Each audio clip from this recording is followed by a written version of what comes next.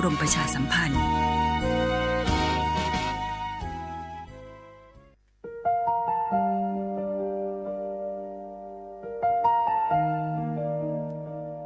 ขอน้อมเกล้าถวายอาลัยสมเด็จพระพันปีหลวงพระแม่แห่งแผ่นดินผู้ทรงเมตตาเหนือเกล้าขอพระองค์เสด็จสู่สวรรคาลัยข้าพระพุทธเจ้าข้าราชการและเจ้าหน้าที่สถานีวิทยุกระจายเสียงแห่งประเทศไทยจังหวัดเชียงใหม่กรมประชาสัมพันธ์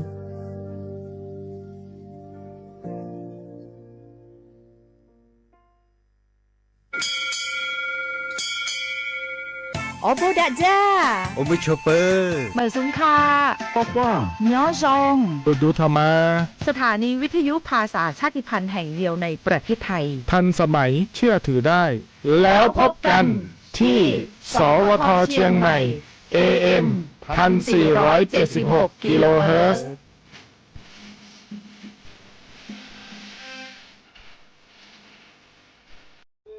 ท้องฟ้าหม่นสายฝนพรำดังน้ำเนตรทุกทเวศอาลัยหวนให้หา พระมิ่งขวัญดวงใจไทยประชาทะเสด็จสู่ฟ้าสวรรคาลัยน้อมรำลึกในพระกรุณาธิคุณข้าพระพุทธเจ้าคณะผู้บริหารข้าราชการและเจ้าหน้าที่สถานีวิทยุกระจายเสียงแห่งประเทศไทยกรมประชาสัมพันธ์เมื่อโชคชะตากำหนดให้หญิงผู้บริสุทธิ์กำเนิดขึ้นจากปฐมบทแห่งความรักอันยิ่งใหญ่การพลัดพรากการต่อสู้และบทพิสูจน์ความจริงร่วมสัมผัสเรื่องราวแห่งความรักความเสียสละและการแสดงอันวิจิตรงดงามของมหากาพย์รามเกียรติ์ในการแสดงโขนมูลนิธิส่งเสริมศิลปาชีพตอนสีดาในวันที่ 5 พฤศจิกายนถึง 10 ธันวาคมนี้ณศูนย์วัฒนธรรมแห่งประเทศไทยเปิดจองบัตรแล้ววันนี้ที่ไทยทิกเก็ตเมเจอร์เท่าเทียมยุติธรรมเสมอภาค万火失落有茶有多มือลองผิงเป็น ประเทศไทยเป็นสังคมที่มีความหลากหลายทางชาติพันธุ์แต่ละกลุ่มมีภาษาวัฒนธรรมและวิถีชีวิตที่เป็นเอกลักษณ์ซึ่งล้วนเป็นคุณค่าที่ควรได้รับการคุ้มครองพระราชบัญญัติคุ้มครองและส่งเสริมวิถีชีวิตกลุ่มชาติพันธุ์มีเป้าหมายเพื่อคุ้มครองสิทธิและศักดิ์ศรีของกลุ่มชาติพันธุ์ส่งเสริมการรักษาอัตลักษณ์ภาษาวัฒนธรรมและภูมิปัญญาท้องถิ่นพร้อมทั้งป้องกันการเลือกปฏิบัติและสนับสนุนการมีส่วนร่วมในการพัฒนาสังคมอย่างเท่าเทียมกฎหมายฉบับนี้มุ่งสร้างความเข้าใจเคารพในความแตกต่างและส่งเสริมการอยู่ร่วมกันบนพื้นฐานของความเสมอภาคเพื่อให้ความหลากหลายทางวัฒนธรรมเป็นพลังในการพัฒนาประเทศอย่างยั่งยืนดื้อหยอกผักแก้หลอซาแต่ผัดโดผัดชิหลอซาบาที่วิจวิออกคโลอาเชื่อที่เลี้ยงโงประสานสืบค้นติดตามข้อมูลเพิ่มเติมที่ศูนย์มนุษยวิทยาสิรินธรองค์การมหาชนกระทรวงวัฒนธรรม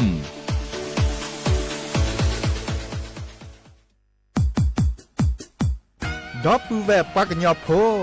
นเมบาสะสู้อ่อนมืออ่อนเลวิทยุกันลิลอก็จะแต่เวกีแม่ตอนยาอีบอบบาเนบาคักเล่นตัดพี่ตามมาตัดพี่ออมมาออจะแต่กว่าก็ได้และสนใจโฆษณาเนื้ออดจัดสิกว่าสวทเชียงใหม่เบอร์โทรศัพท์053 276 068เมตเมบะ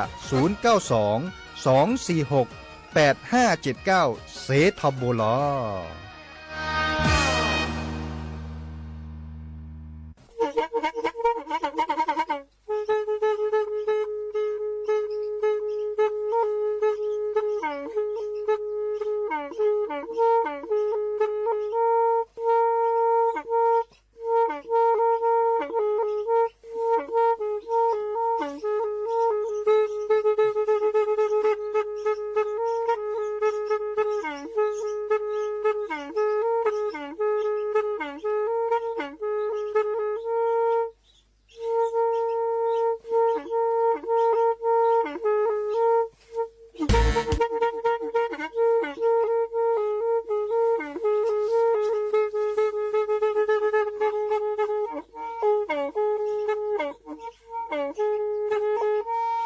แพอีวิทยุกลือหลอกก็จะแตะเวกีแม่ แต่ก็โทนลุยกับจานยุ้ยชื่อคือกิโลเฮิรตซ์ ตาเชอกระต่อเปอปากระหลือปากระยอกหลอก ตืออีสู้อเมญาเปิดก็เห็นเหล่านั้นแล้วตาสูมือซ้ำมือตากระเจาะตาแลกแก็บดูแก็บโผล่และติเลื่อนนกอ อัตโตโคเนและกนาหลอเจอบาค่าคือตาซุมือซ้ามือสก้อเนาะ เ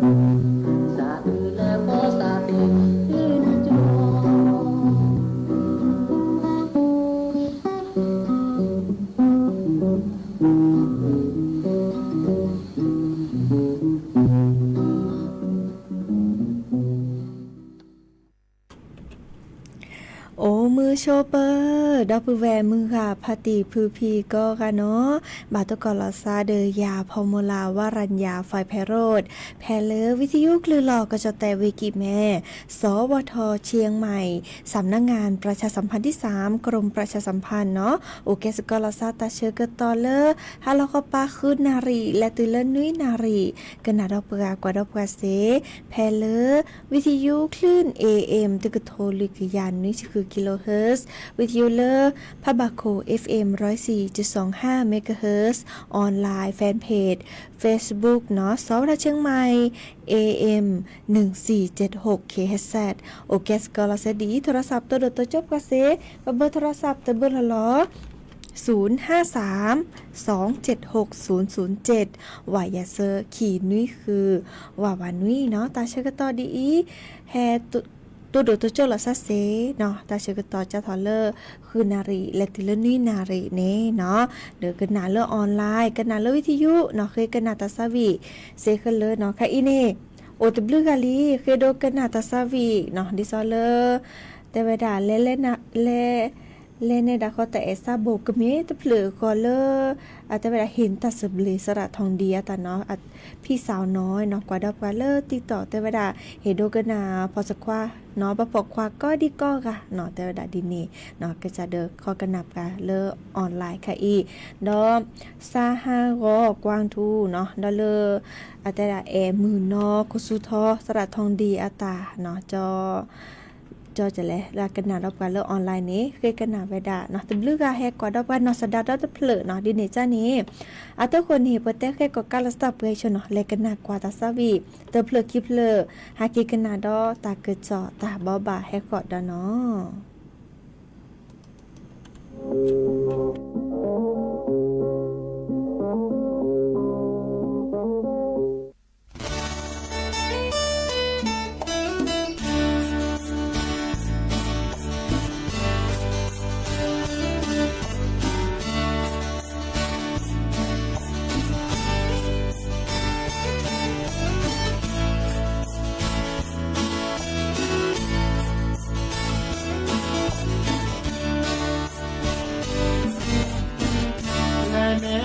ขอตาเอตาบุ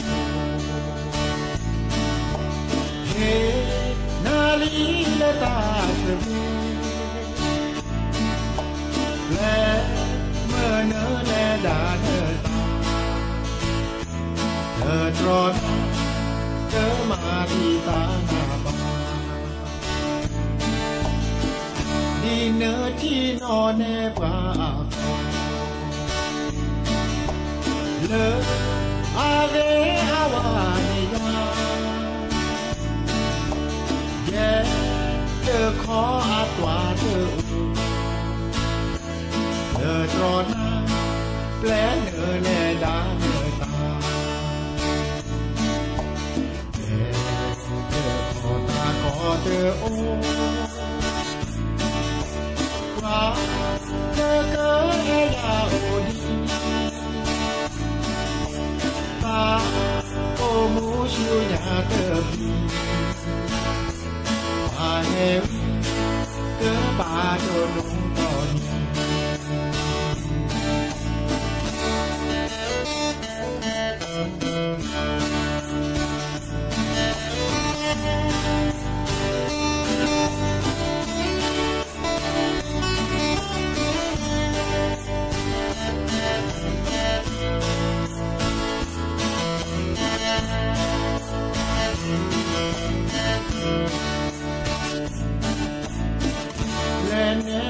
còn ta etab hey nali ta be ple mơ le da ne ta tron ma ti ta na ba din thi no ne pa le ale awaniya ye te kho atwa te u trona ple le ดาเนตาเย่เดอขอตาขอเดอโอว่าเลิกเอ้ยดาโอดีตาโอมูชูยาเดอดีตาเฮวีเกบาโตโนตอนเย่เดอขอตาขอเดอโอว่าเลิกเอ้ยดาโอดีตาโอมูชูยาเดอดีตาเฮวีเกบาโตโนตอนตาเฮวีเกบาโตโนตอน เ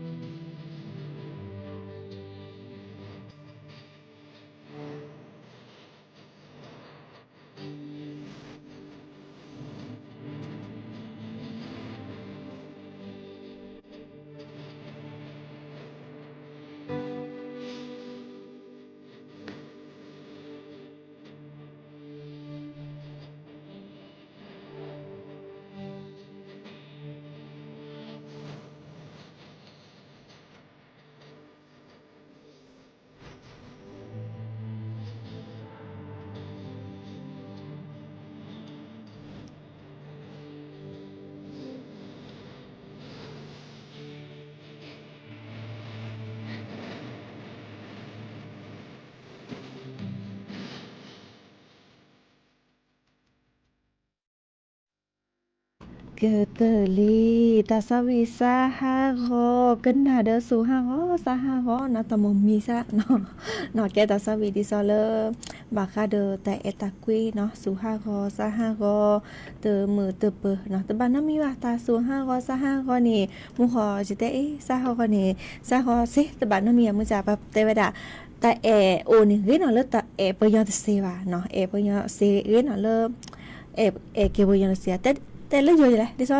นั่นนี่ตาเนาะเรเนาะเลนี่ตาเซจันนี่เนาะดิเนจะเดเอาเมเจเนาะดิเนจะนี่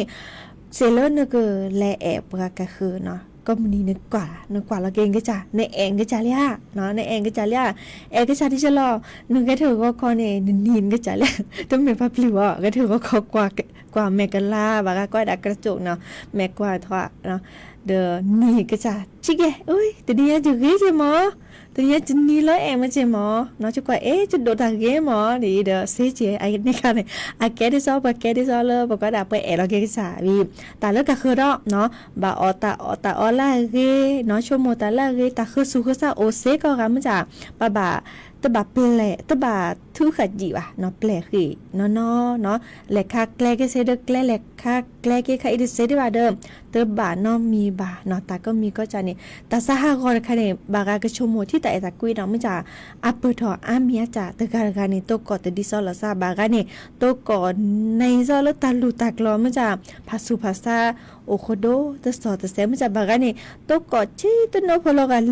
ลกะแม่ฮอซิโยซิโอเจเนาะมันจะปะเตละซาบะตะการนี่ภาษาภาษาปะตะชมิชโมเตภาษาละซามันจะแต่ก็มีก็จะลาเปิดถออัลลอมาได้เวเซมันจะนบะเฮียตาชกตอชิเกเนาะใครนี่บะฮอหรือแต่บะฮอแต่ซาก็ไปอีเดตึเมลังก็จะโตก่อเนาะตึเมลังนึกจะโตก่อในเตเซอ่ะเนาะมันจะเลิกปะโตก่อกันเนี่ยซาชามออาซาชาเดอบาเกลกิเวดากยอกบะสัวตาชกตอชิเกเนาะดิเดจานี่แต่เลิกใครอีนโตก่อเลยมีแลจ้ะเฮบาลอเกนึกจะเองก็จะระเนาะดอปาเลโอเลนก็ปาเดเฮบาปาเลในเอ็นกุยก็กะเจเนาะดิเนจานี่เฮบาเนาะยาโจโอพีเดจก็ข้อเฮบาดอปาดชิกชิเกเจเนาะเดโอเคสกอลซาเดปะพี่เนาะหาเกกันนะเราตากระจอก็ตนี่จะกระแตตากระจอบาคาเดกลิซอกชิเกเนาะดิซอเลประถูกกว่ากลิซอกเลิกกรมอุตุนิยมวิทยาเดิมอามากว่าเวดาเนาะอีกนี่ตามาซักเปิดแล้วคาดัลลีอีกนี่อัตบาที่บาดโดเดเลก็จะเตนเนาะก็มาจากกะบาที่บัดโดลาโคลาคือจะนี่เนาะดิเนจานี่อากอเวดาเริ่มประถูกกว่ากลิซอกเนาะกรมอุตุนิยมวิทยาเตเวดาพายุโซนร้อนนาราเนาะอาแกตามมาซาเลอโอทเวดาเนาะเกินและเลิกก่อเลิกตุรูปก่อเนาะและเลิกเกาหลีและเลิกญี่ปุ่นตอนนี้เนาะมันจะอาแกแฮบาที่บาดโดเดก็จะแตะบาดเวเนาะดิซอเวเชียงรายเวพะเยาเวน่าเนาะดิเนจานี้บาคอกนาตากระจอทอโบเนาะปลอบดอเลอร์ที่โดกว่าตาหอกโขลอตสรึเนาะดิเนจานี้ดิซอเลอร์ตาตนิยายปามาตากระจอเนาะโดยเตวดาก็จะแต่ท่าขอปาดปาบาตตอนนี้บาปลอบดอลซาดิซอมงคูกจูโดดิและสุญญาปาเนาะจะถอดเลอมือนีมือซอเซอร์ชิเตอร์ลาสิงหาคมและตุเลอมือนีมือซอลุยลากันยายนเนาะเราจะเลิกก็จะแต่ท่าขอปาดปาภาคเหนือเนาะเวน่านเวแพร่เวอุตรดิตถ์เวกีแม่เวเชียงรายเวพะเยาเวแม่ฮ่องสอนเวตากเนาะไม่มีเลิกก็จะแต่เลิกตาพับพอนี่มีเวดาเลิกเวกาญจนบุรีเวเลออากวดาภาคตะวันออกนี่เวตราดเนาะดิเนจานี่ค่ะอีนี้เลอจอสุชาติชมกลิ่นเนาะอาแกเลอโคนารัฐมนตรีว่าการกระทรวงทรัพยากรธรรมชาติและสิ่งแวดล้อมเนาะซาอึตาเลอดอปูแวเนาะเลอโอบูทินิที่โอบูตาลุตากลอกว่าเลอมุขแม่จูฮอกโกเลตซึทีโดลอญอทีโดลอก็บลอนี่บับลอบดอลซาชิเกเนาะอีกาเดเตเนาะเกลเกเวดาที่ซอกกบะข้อปลอบดอข้อเกลเกจลอทำให้โอทอดีอีจ้าเนาะดิเนจานี้อามากว่าเวดาเนาะดิซอมุโคกจูตบลุยาเจเนาะดิเนจานี้ปลอบดอลาซาเนาะจะถอดเริ่มนี้มือซอเซอร์ชิเตอร์ลาสิงหาคมและตัวเริ่มนี้มือซอลุยลากันยายนนี้เนาะมุโคกจู โดดบื้อต่อเนาะพอเราดอเขากันน่ะตากระเจาะทอโบบากกาเดินเลิกคือลิซอก็และกันน่ะดอกกว่าตาซาวีเนาะแอะมือนอโคสุทอเนาะมื้อขอดับเบิลแวกเคโดกันน่ะคลิปเลยตะเพลอเขาเลิศแต่ว่าแอนอสดาเนาะซาโอนอสดากว่าเนาะทีนี้ซะนี่กันน่ะสกอกันเนาะ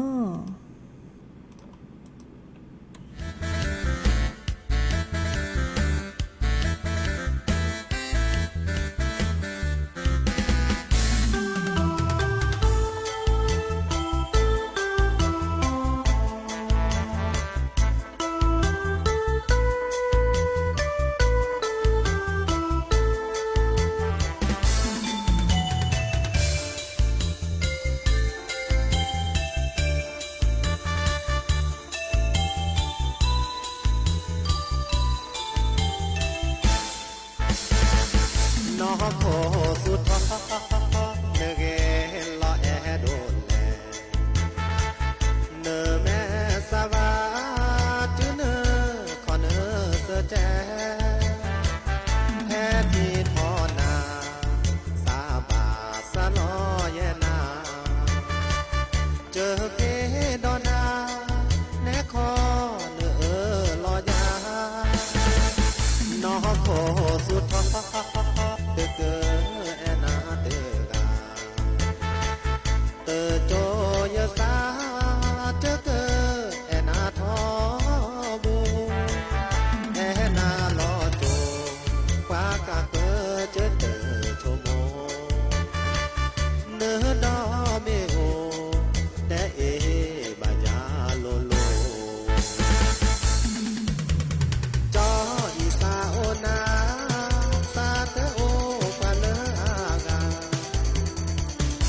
โอเดเนเด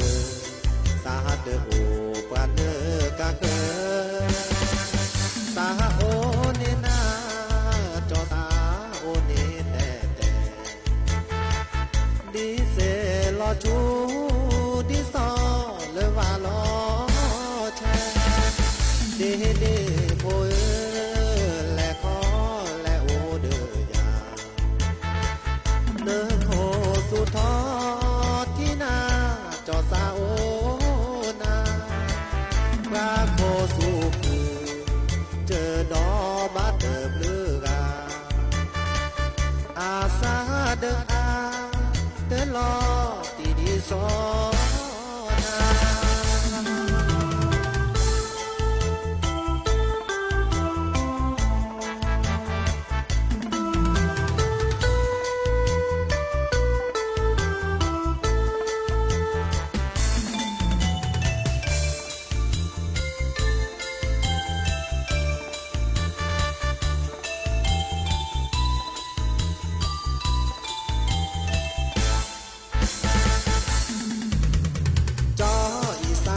น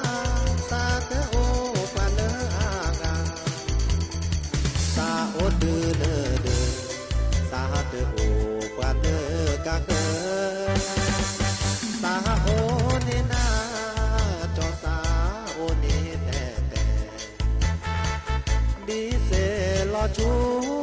ดิซอเลวาลอแชเดเดโพแลคอแลโอเดยาเนโคสุทอที่นาจอสาโอนาพระโคสุคือ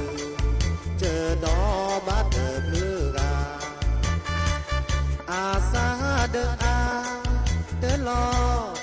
โซนา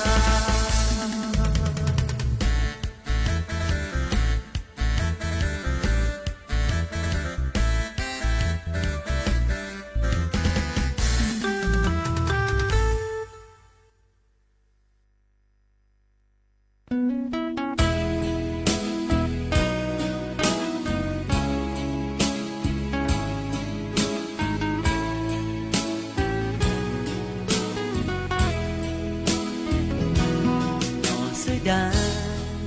cho ine sao na tu a cho ti tho na sa mu do ma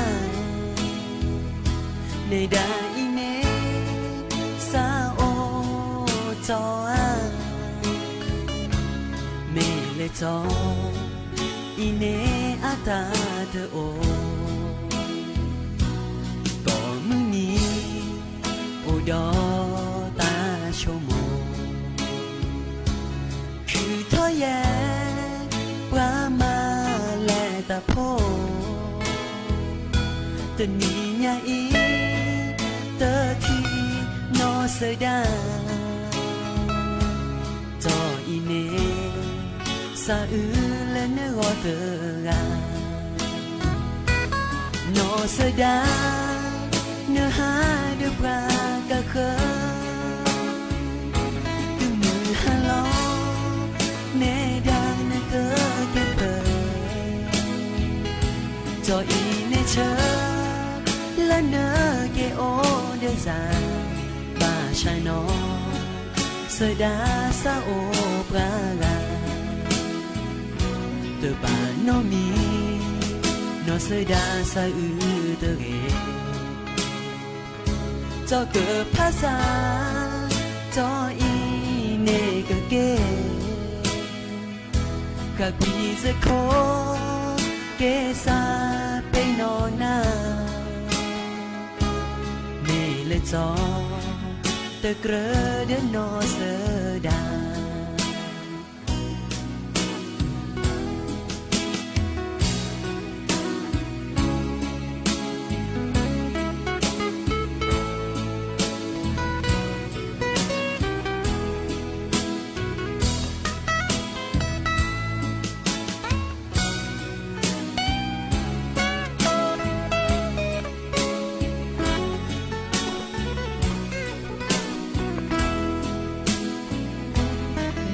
เสดา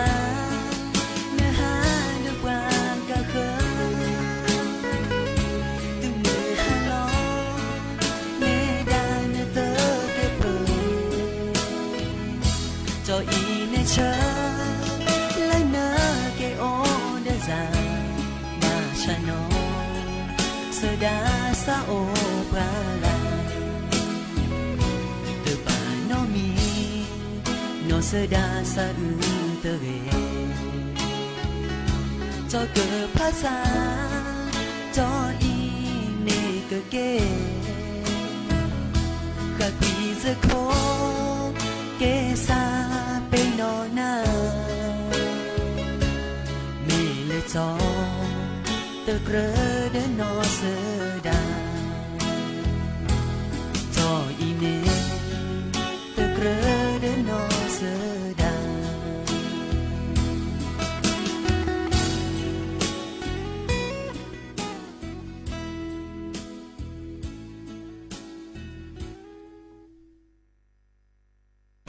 เกิดเตอรี่ตาซาวีนอสดาเนาะมือขอดับเบิลเวคเคโดกันหนาเอาถอยนาลีเนาะกว่าตาเชื่อก็ต่ออดิเนาะอะไรกันหนาดอกกว่าตาซาวีปอบอกว่าดาตากระจอแหกเนาะเลยกันนะว่าตากระจอตจีดอบาคาเดอเตตคาดอบาคาเดอเลเนาะพอแล้วตัวเจอมาเจอตาเลเวน่าเนาะที่ซออาปุคือไปแฮตเตคือดอปเวเนาะเวน่านี่ที่โดกว่าตาเนาะตึบลือต่อเนาะมาจากใครนี่ที่ลอสิเลช่วยลิเนาะที่ลอสิเลช่วยวิลีเดอเอาโอเคเลบาแลตัวเจอมาเจอเกเพื่อฮิโปคอโพเนาะบางกันนี่ที่เปิดรอเนี่ยต้องไม่เปิดรอที่ทีเนาะโอเดอร์คือพีฮอโคจะแลเปรทอเนาะบาแลทือขีเซทือขีตาเนาะบากานี่เล็กทือขีเกก็พี่ของคนนี่ระเนาะและเดบุมตานี่โล5กอตา5กอเนาะเมื่อจากพี่ชื่อเตตากระจรคาดิบาคาเดปาเลและโตเจอมาเจอตาอาแกเลเจ้าหน้าที่เนาะเดและโตเจอมาเจอตาเริ่มซาสมุลพีแต่คันนี้อาแกตากระจรลอซา5กอดิซอเลเนาะมาเจอตาบอกว่าดาเลทีมกู้ภัยว่าตัวเจอมาเจอตาจันนี่เนาะดิซอเลปารกาอียามีเลจอสุภาพมงคลรัตนจิตเนาะอาแกทีมเจ้าหน้าที่เฉพาะกิจเนาะดิซอโอเลเกเรเนาะมูลนิธิอาสาเพื่อ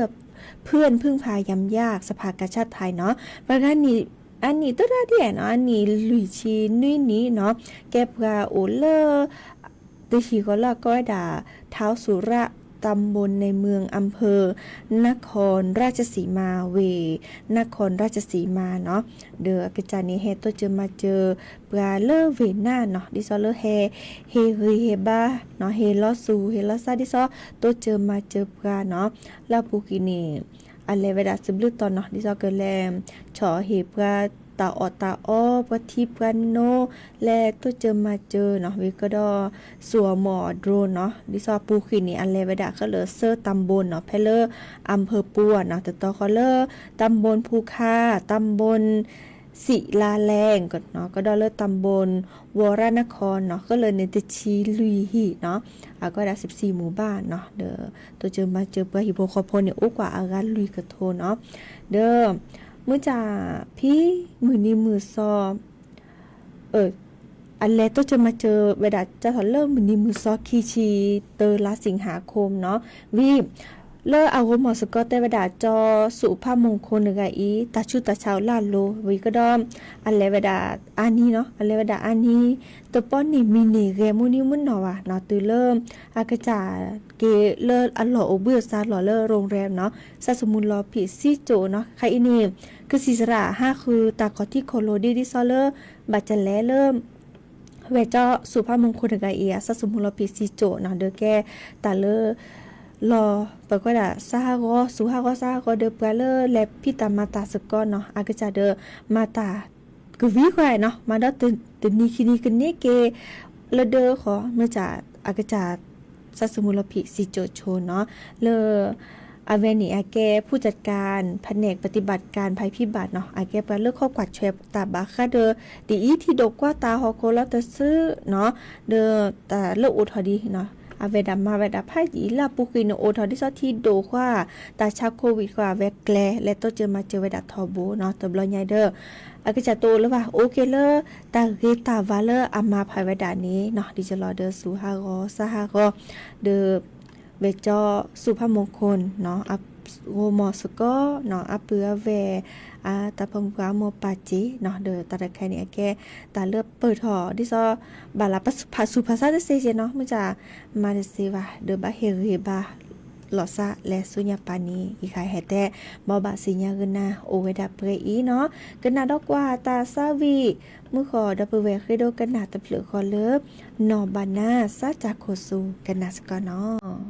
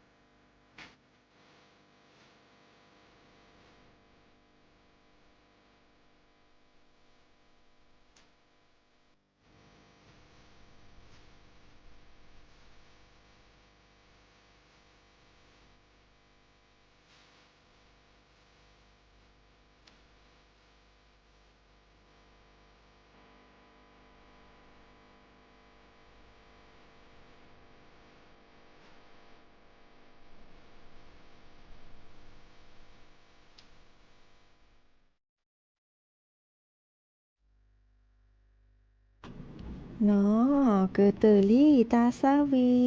เตเปลคอเลออัตเวดานอบานาสัจจโคสูเนาะตาเชกตอโคปกิรหรือจิบลุจิบโคดอบแวมือพาตีพือพีเลอเกินหนาดอบกันเลอออนไลน์เกินหนาดอบกันเลอวิทยุมือก็กลายเป็นมือซาพคีเนาะแล้วก็นี้ตกกอลซาเดอจอสปีดอตาเชกตอดีละล้อควินาริและตุเลออนาริจิชีฮาลคอปานี่คือนาริและตุเลอนุยนาริเนาะตอละล้อวิทยุหรือลอก็จะแต่เวกิแมสวทเชียงใหม่สำนักงานประชาสัมพันธ์ที่3กรมประชาสัมพันธ์เนาะเลือกคลื่น AM ตะกะโทลิกยานนี่คือกิโลเฮิรตซ์ออนไลน์แฟนเพจ Facebook สทเชียงใหม่ AM 1476 KHZ เนาะดอลเลอร์เนาะดิซอเลอร์วิทยุดิซอปเตกันนันนี้เนาะแฮตกอลซาเดยาตนินี่เนาะเจ้าสปีปุ้นนี่เนาะชอตเลละซาเนาะแม่บาเลอร์ยาจะตัวเริ่มมือเย็นนี้น้อมคืนนี้มือนี่เราก็ตกเกาะระยะมันจะแม่บาเลอร์เจ้าสปีตัวตาเริ่มมือเย็นนี้น้อมมือคืนนี้มือนี่ก็ตกเกาะแล้วเจ้าสปีเนาะดิเนจานี้ตามลึกก็กะเนาะเบมือซับคือโอเดกโลเดเจกันนาเกตาสวิตเพลเนาะตาเชกตอนแล้วเราเหลือกันนาเกหรือโพธาโพขวาปอลเพลขวาเชกเอาถอดกว่าเลออักรตาเนาะมือขอดับผู้เวกดกันนาตะเพลขอเลอเนาะเกี่ยวสาวน้องต่อแต่ละแม่ปะเคียตาคือลาดินเนจานี้กันนาตาตือตาเชอกันต่อเลยมีมอตามมือก็ค่ะตามลือเนาะ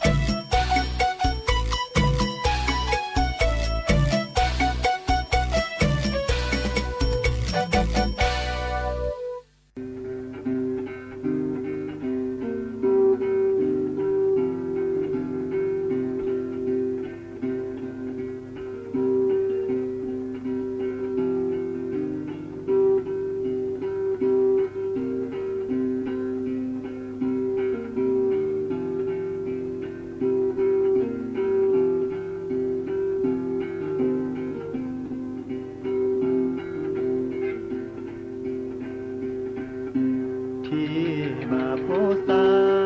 เตวาแม่ที่ลออาแม่ที่ลอ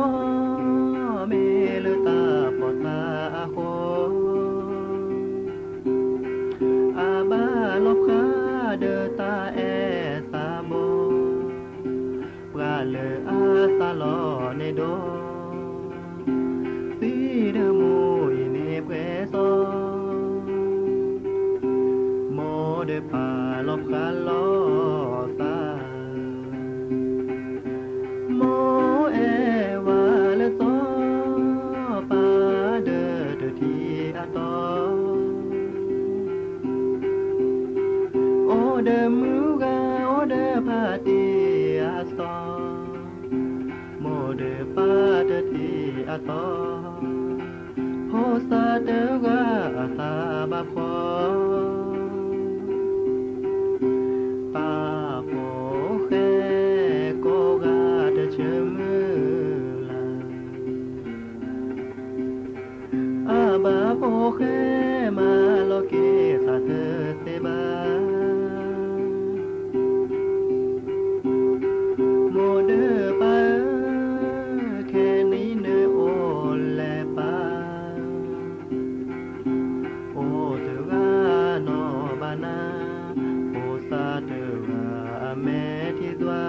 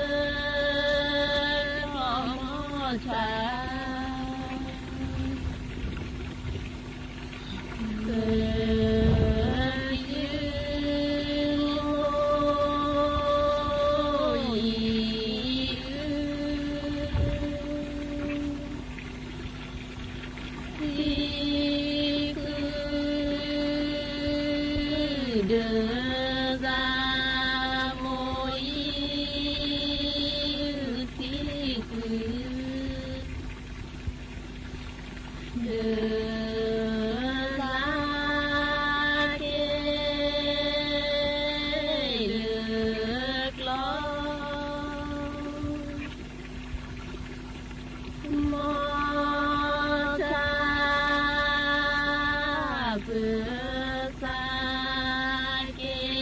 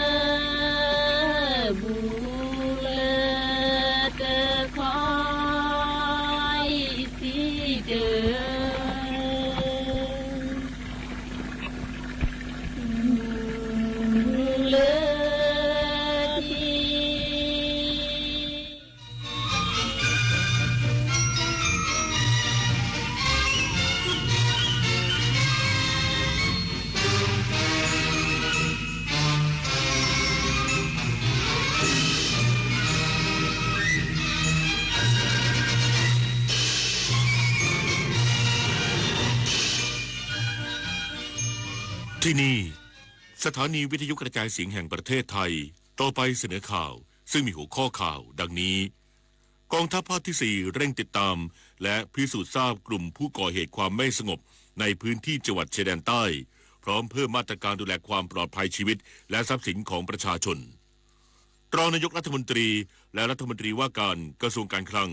สั่งการหน่วยงานที่เกี่ยวข้องเตรียมรับมือมวลน้ำจากภาคเหนือสู่ภาคกลางช่วงเดือนกันยายนถึงตุลาคมนี้จีนพร้อมดำเนินมาตรการที่จำเป็น เพื่อปกป้องสิทธิและผลประโยชน์ของประเทศจากการที่สหรัฐจะดำเนินมาตรการคว่ำบาตรทางเศรษฐกิจต่ออิหร่านรอบใหม่ต่อไปเป็นรายละเอียดของข่าวกองทัพภาคที่ 4 เร่งติดตามและพิสูจน์ทราบกลุ่มผู้ก่อเหตุความไม่สงบในพื้นที่จังหวัดชายแดนใต้พร้อมเพิ่มมาตรการดูแลความปลอดภัยชีวิตและทรัพย์สินของประชาชนนายชัดชัยบางชวดเลขาธิการสภาความมั่นคงแห่งชาติหรือสมช.เปิดเผยถึงผลการประชุมร่วมกับฝ่ายความมั่นคงตามข้อสั่งการของนายอนุทินชาญวีรกูลนายกรัฐมนตรีและรัฐมนตรีว่าการกระทรวงมหาดไทยถึงสถานการณ์ความไม่สงบในพื้นที่จังหวัดชายแดนภาคใต้ว่าขณะนี้กองทัพภาคที่ 4กำลังเร่งติดตามและพิสูจน์ทราบกลุ่มผู้ก่อเหตุอย่างต่อเนื่อง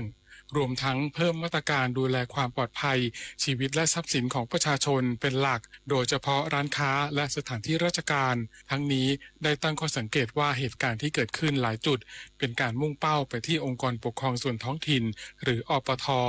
และไม่มีรายงานผู้เสียชีวิตจึงคาดว่าเป็นการแสดงออกเชิงสัญลักษณ์เพื่อตอบโต้การปฏิบัติงานของเจ้าหน้าที่รัฐที่เพิ่มความเข้มงวดขึ้นและประเมินว่าเหตุการณ์ดังกล่าวอาจไม่ใช่การกระทำของกลุ่ม BRN เพียงอย่างเดียวแต่มีภัยแทรกซ้อนเข้ามาเกี่ยวข้องเช่นกลุ่มอาชญากรรมและกลุ่มธุรกิจผิดกฎหมายในพื้นที่ที่หาผลประโยชน์ร่วมกันถ้าโดยพื้นฐานแล้วเนี่ยเรื่องนี้ไม่ใช่เรื่องใหม่นะครับมันเคยเกิดแบบหลายๆจุดอย่างเงี้ยมาหลายครั้งนะปีนี้ก็มี2 ครั้งก็จะไม่ผิดนะฮะปีต้นปีแล้วก็มีปัจจุบันเนี่ยครับก่อนหน้านี้ก็มีมาตลอดนะครับก็ถือว่าอาจจะเป็นส่วนหนึ่งของกลุ่มผู้ก่อเหตุหรือกลุ่มคนในพื้นที่เนี่ยที่เรียกว่าอาจจะแสดงการตอบโต้เชิงสัญลักษณ์กับภาครัฐที่เราเข้มข้นหลังจากที่มีฐานพรานเสียชีวิต5 นายเราก็มีความเข้มข้นในการปฏิบัติการก็อาจจะเป็นไปได้ครับที่ฝ่ายที่เขาไม่เห็นด้วยเนี่ยก็คงทำการตอบโต้ฝ่ายความมั่นคงเรานะครับก็ทำในเชิงที่เป็นปรากฏเนี่ยฮะก็อาจถึงแม้จะมีผู้บาดเจ็บคือไม่มีผู้เสียชีวิตแต่มีผู้บาดเจ็บแต่ด้วยจำนวนเหตุการณ์นี้ในจำนวนเหตุการณ์ก็เรียนว่าก็ต้องแยกไปดูอีกก็ต้องไปดูว่าเหตุการณ์ตรงนั้นมีหนักเบาอย่างไรด้วยนะถึงจะนับเป็นจำนวนเราก็ไม่อยากจะนับเป็นแบบแค่เผายางรถยนต์หนึ่งอันเนี่ยเป็น1 เหตุการณ์อย่างเงี้ยทางทีมก็ไปละเอียดมากเกินไปครับส่วนกรณีความพร้อมการจัดประชุมคณะรัฐมนตรีอย่างเป็นทางการนอกสถานที่หรือครม.สัญจรที่จังหวัดสงขลายืนยันว่าไม่น่ากังวลโดยหน่วยงานความมั่นคงได้บูรณาการกำลังรักษาความปลอดภัยอย่างเข้มงวดศักดิ์สิทธิ์ประดับศิลป์รายงานผู้บัญชาการทหารบกสั่งยกระดับมาตรการดูแลความปลอดภัยประชาชนและยกระดับการข่าวให้มีประสิทธิภาพมากขึ้นพลตรีวินไทยสุวารีโฆษกกองทัพบกเปิดเผยว่าผู้บัญชาการทหารบกได้สั่งการให้หน่วยทหารในพื้นที่จังหวัดชายแดนภาคใต้ยกระดับมาตรการดูแลและคุ้มครองความปลอดภัยประชาชนในพื้นที่มากยิ่งขึ้นหลังเกิดเหตุการณ์ความไม่สงบอย่างต่อเนื่องซึ่งจากปัจจัยด้านกำลังพลในปัจจุบันและขนาดของพื้นที่รวมทั้งเวลาเกิดเหตุทำให้ไม่สามารถจัดเจ้าหน้าที่คุ้มครองทุกพื้นที่ได้อย่างทั่วถึงยืนยันว่าทุกครั้งที่เกิดเหตุจะมีการปรับมาตรการในพื้นที่ให้สอดคล้องกับสถานการณ์โดยเฉพาะในด้านการข่าวจะต้องปรับปรุงและเพิ่มขีดความสามารถให้มากขึ้นเนื่องจากฝ่ายตรงข้ามมีความพยายามที่อาจมุ่งไปสู่สงครามข่าวสาร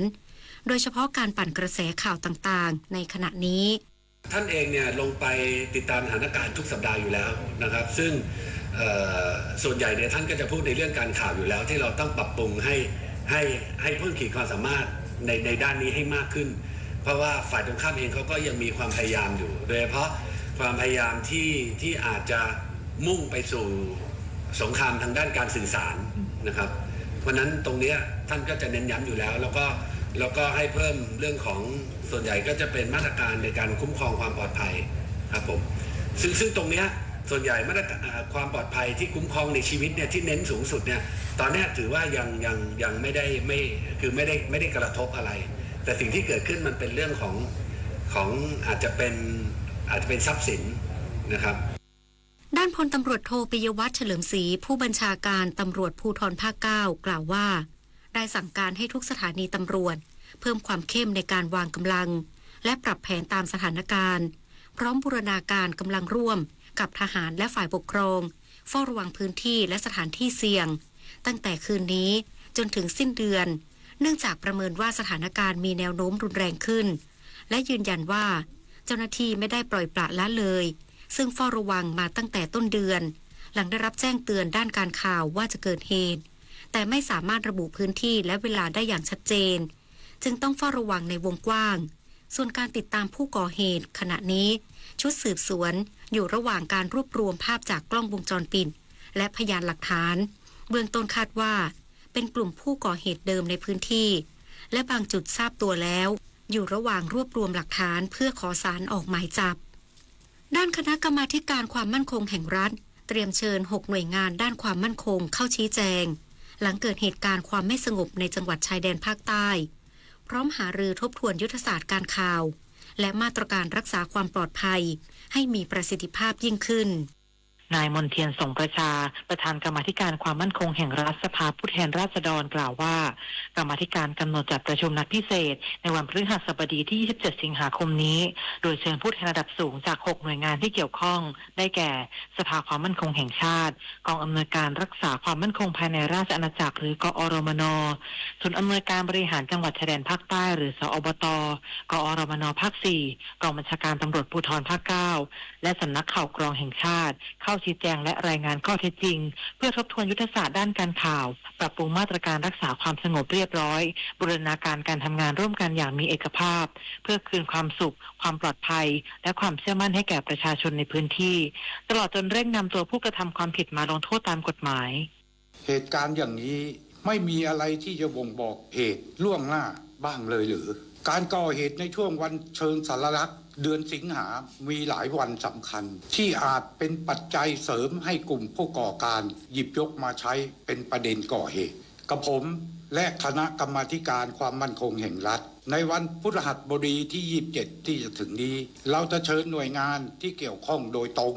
ซึ่งคณะกรรมาธิการมุ่งหวังว่าการประชุมร่วมกันของผู้บริหารระดับสูงทั้ง6หน่วยงานจะนำไปสู่การทบทวนยุทธศาสตร์ด้านการข่าวการรักษาความสงบในพื้นที่จะต้องทบทวนแก้ไขให้มีประสิทธิภาพโดยด่วนและจะต้องบูรณาการทำงานร่วมกันอย่างมีเอกภาพประธานกรรมาธิการกล่าวอีกว่าปัจจัยสำคัญของปัญหาความไม่สงบที่ยืดเยื้อมากกว่า22ปีแบ่งออกเป็น4ด้านได้แก่ปัญหายาเสพติดการค้าของเถื่อนการบริหารจัดการงบประมาณและแนวคิดแบ่งแยกดินแดนนอกจากนี้การที่เหตุการณ์เกิดขึ้นต่อเนื่องนานกว่า12ชั่วโมงแต่ยังไม่สามารถจับกลุ่มผู้กระทำผิดได้สะท้อนถึงข้อบกพร่องด้านการข่าวและการปฏิบัติการที่ต้องเร่งแก้ไขโดยด่วนชวิสาประทุมมารายงานรัฐมนตรีว่าการกระทรวงการท่องเที่ยวและกีฬาประเมินเหตุรุนแรงภาคใต้ไม่กระทบตลาดนักท่องเที่ยวมาเลเซียนายสุรศักดิ์พันเจริญวรกุลรัฐมนตรีว่าการกระทรวงการท่องเที่ยวและกีฬากล่าวถึงเหตุความรุนแรงในพื้นที่จังหวัดชายแดนใต้ในช่วงที่ผ่านมาโดยประเมินว่าไม่กระทบต่อความเชื่อมั่นของนักท่องเที่ยวมาเลเซียจนถึงขั้นรุนแรงเนื่องจากเหตุการณ์ดังกล่าวเกิดขึ้นในพื้นที่จำกัดซึ่งเป็นพื้นที่เฝ้าระวังเฉพาะไม่ใช่พื้นที่เป้าหมายของนักท่องเที่ยวซึ่งนักท่องเที่ยวมีความเข้าใจและยังคงเชื่อมั่นในความปลอดภัยของพื้นที่ท่องเที่ยวหลักขณะที่บริเวณด่านพรมแดนเบตงจังหวัดยะลายังคงคึกคักมีนักท่องเที่ยวชาวมาเลเซียเดินทางผ่านเข้าออกตามปกติแม้จะเกิดเหตุการณ์ความไม่สงบหลายจุดในพื้นที่จังหวัดชายแดนภาคใต้แต่บรรยากาศการเดินทางท่องเที่ยวของชาวมาเลเซียผ่านด่านพรมแดนเบตงจังหวัดยะลายังคงคึกคักนักท่องเที่ยวจำนวนมากยังคงเดินทางเข้ามาท่องเที่ยวตามปกติทั้งแบบกรุ๊ปทัวร์รถบัสรถยนต์ส่วนบุคคลรถจักรยานยนต์และกลุ่มบิ๊กไบค์นักท่องเที่ยวชาวมาเลเซียเปิดเผยว่ายังคงมีความมั่นใจในมาตรการรักษาความปลอดภัยของเจ้าหน้าที่จึงไม่กังวลต่อสถานการณ์ที่เกิดขึ้นและยังคงเดินทางมาท่องเที่ยวประเทศไทยตามปกติทั้งช้อปปิ้งและท่องเที่ยวในสถานที่ต่างๆของอำเภอเบตงส่วนกระแสแคมเปญจูมบอยคอตไทยแลนด์หรือการรณรงค์บอยคอตประเทศไทยที่เผยแพร่ผ่านสื่อสังคมออนไลน์ในมาเลเซียนักท่องเที่ยวบางส่วนมองว่าเป็นเพียงแนวคิดของกลุ่มเล็กๆและไม่ส่งผลต่อความตั้งใจเดินทางมาท่องเที่ยวเพราะยังมีนักท่องเที่ยวชาวมาเลเซียอีกจำนวนมากที่เชื่อมั่นและต้องการเดินทางเข้ามาท่องเที่ยวในประเทศไทยขณะที่ด่านพรมแดนเบตงเจ้าหน้าที่ตรวจคนเข้าเมืองและหน่วยงานด้านความมั่นคงยกระดับคุมเข้มสกัดกลุ่มก่อเหตุรุนแรงเดินทางออกนอกประเทศควบคู่กับการอำนวยความสะดวกให้แก่ประชาชนและนักท่องเที่ยวอุศนีหมัดและสวท.เบตงรายงานมาต่อที่สถานการณ์น้ำค่ะรองนายกรัฐมนตรีและรัฐมนตรีว่าการกระทรวงการคลัง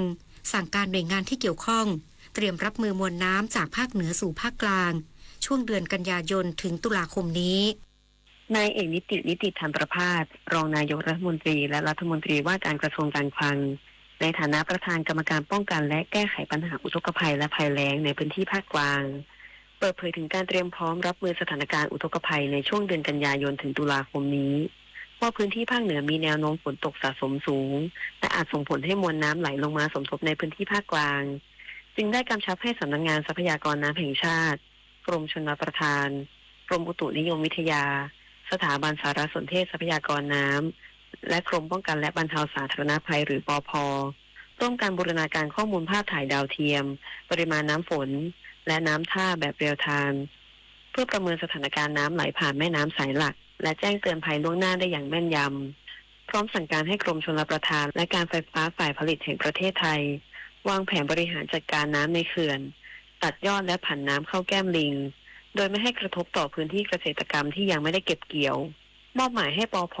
ฝ่ายปกครองทหารตำรวจและสาธารณสุขจัดเตรียมกำลังพลเครื่องจักรกลและทีมแพทย์ฉุกเฉินดูแลกลุ่มเปราะบางตลอด 24 ชั่วโมงรวมถึงกำชับผู้ว่าราชการจังหวัดในพื้นที่ภาคกลางและจุดเสี่ยงเศรษฐกิจติดตามสถานการณ์ใกล้ชิดตรวจสอบระบบแจ้งเตือนภัยจัดเตรียมศูนย์พักพิงชั่วคราวสิ่งอุปโภคบริโภคและยาสมุนไพรเวชภัณฑ์ให้พร้อมเผชิญเหตุและเข้าช่วยเหลือทันทีชนันชิดาสังทองรายงานขณะที่รัฐมนตรีว่าการกระทรวงทรัพยากรธรรมชาติและสิ่งแวดล้อมสั่งให้กรมทรัพยากรธรณีเฝ้าระวังพื้นที่เสี่ยงดินถล่มโดยเฉพาะพื้นที่ฝนตกหนักและฝนสะสมพื้นที่ภาคเหนือกลางและภาคตะวันออกช่วงวันที่31สิงหาคมถึง4กันยายนนี้นายสุชาติชมกลิ่นรัฐมนตรีว่าการกระทรวงทรัพยากรธรรมชาติและสิ่งแวดล้อมสั่งการให้กรมทรัพยากรธรณีเฝ้าระวังติดตามและคาดการณ์พื้นที่เสี่ยงดินถล่มอย่างต่อเนื่องโดยเฉพาะพื้นที่มีฝนตกหนักและฝนตกสะสมต่อเนื่องในพื้นที่ภาคเหนือภาคกลางและภาคตะวันออกตั้งแต่วันที่31สิงหาคมถึง4กันยายนนี้ได้แก่จังหวัดน่านแพร่อุตรดิตถ์เชียงใหม่เชียงรายพะเยาแม่ฮ่องสอนตากกาญจนบุรีและตราดพร้อมประเมินและชี้เป้าพื้นที่เสี่ยงเพื่อเตรียมพร้อมรับสถานการณ์รวมทั้งประสานเครือข่ายเฝ้าระวังแจ้งเตือนธรณีพิบัติภัยในพื้นที่เสี่ยงกว่า 45,000 คนให้ประชาชนที่อยู่ในพื้นที่เสี่ยงภัยเฝ้าติดตามข้อมูลสภาพอากาศและปริมาณน้ำฝนโดยเฉพาะพื้นที่มีฝนตกมากกว่า100มิลลิเมตรใน24ชั่วโมงด้านนายยงยุทธนาควิโรจน์อธิบดีกรมทรัพยากรธรณีกล่าวว่าพร้อมสนับสนุนข้อมูลที่ติดตามและเฝ้าระวังดินถล่มให้กับห้องปฏิบัติการโดยกรมป้องกันและบรรเทาสาธารณภัยได้นำข้อมูลไปใช้ประกาศแจ้งเตือนประชาชนในพื้นที่เสี่ยงภัยผ่านระบบเซลล์บอดแคสต์ปิยาพันยังเทียนรายงานด้านปลัดกระทรวงการพัฒนาสังคมและความมั่นคงของมนุษย์วางมาตรการช่วยน้ำท่วมเร่งฟื้นฟูกลุ่มเปราะบางช่วยเงินฉุกเฉินซ่อมบ้านและฟื้นฟูอาชีพนายกันตพงษ์รังสีสว่างปลัดกระทรวงการพัฒนาสังคมและความมั่นคงของมนุษย์เปิดเผยถึงมาตรการช่วยเหลือน้ำท่วมในพื้นที่จังหวัดน่านว่า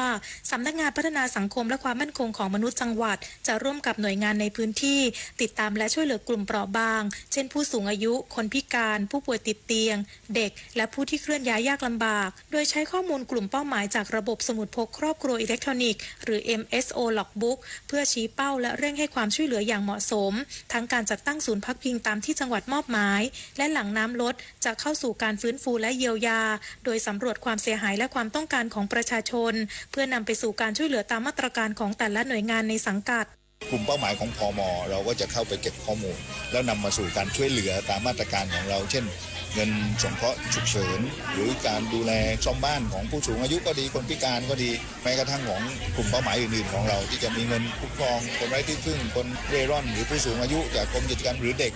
จากกรมกิจการเด็กและเยาวชนเราก็จะมีหรือการซ่อมบ้านโดยพช.อันนี้เราก็จะช่วยกัน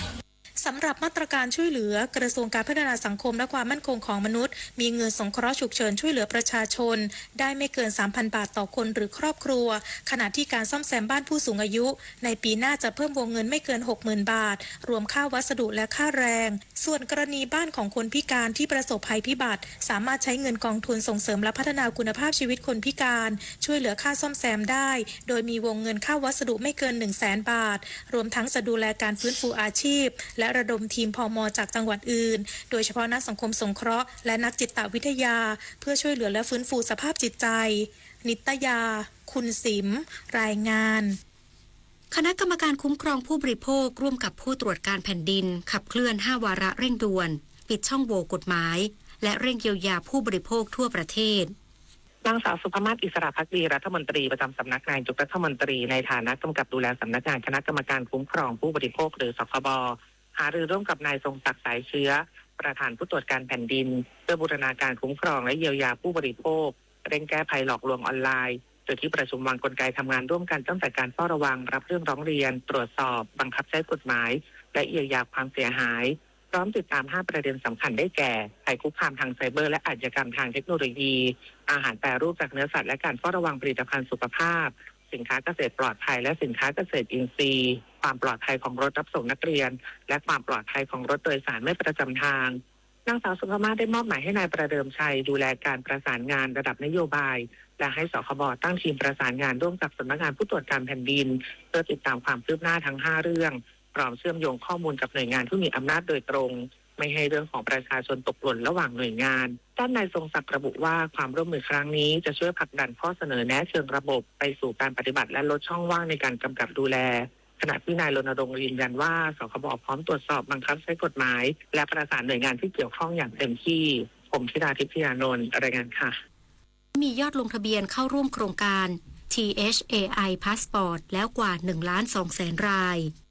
นายเวทางพ่วงทรัพย์เลขาธิการคณะกรรมการดิจิทัลเพื่อเศรษฐกิจและสังคมแห่งชาติหรือ BDE เปิดเผยว่าหลังจากสำนักงานคณะกรรมการดิจิทัลเพื่อเศรษฐกิจและสังคมแห่งชาติหรือสดช.ภายใต้สังกัดกระทรวงดิจิทัลเพื่อเศรษฐกิจและสังคมหรือ DE เปิดให้ประชาชนไทยอายุ 15 ปีขึ้นไปลงทะเบียนรับสิทธิ์เข้าร่วมโครงการ THAI Passport ล่วงหน้า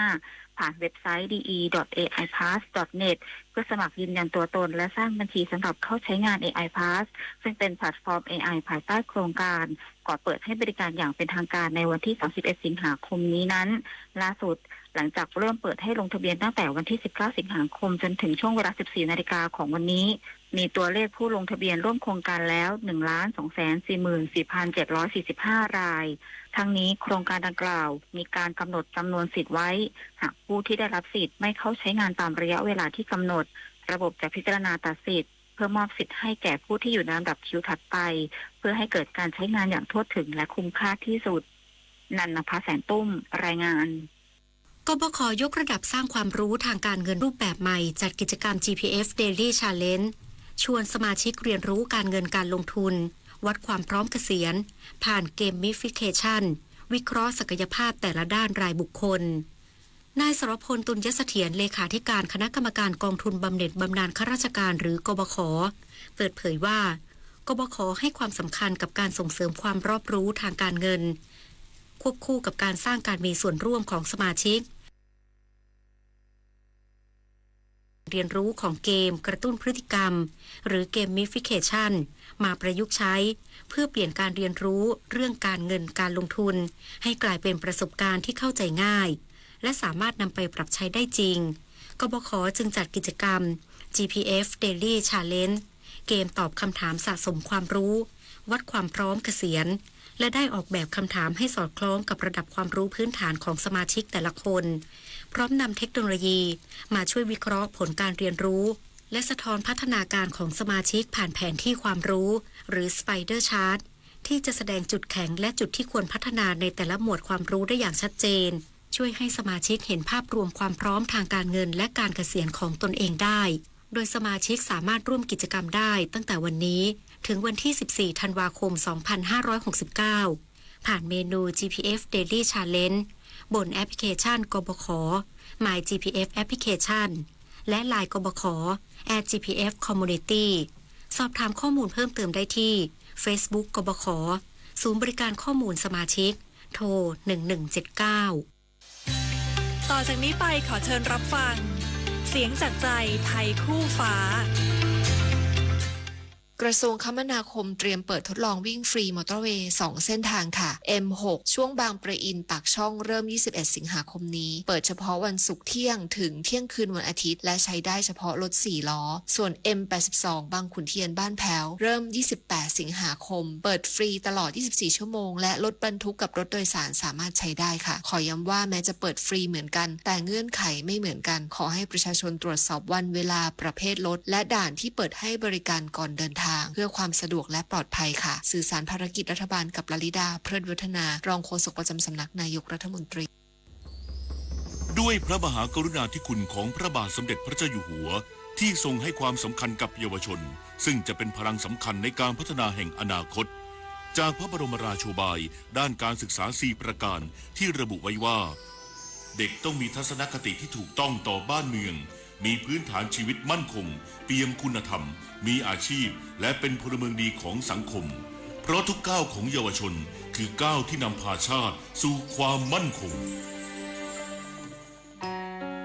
บ้านที่แข็งแรงไม่ได้ขึ้นอยู่กับแค่ความสวยงามของหลังคาแต่ขึ้นอยู่กับรากฐานที่โอบอุ้มเราไว้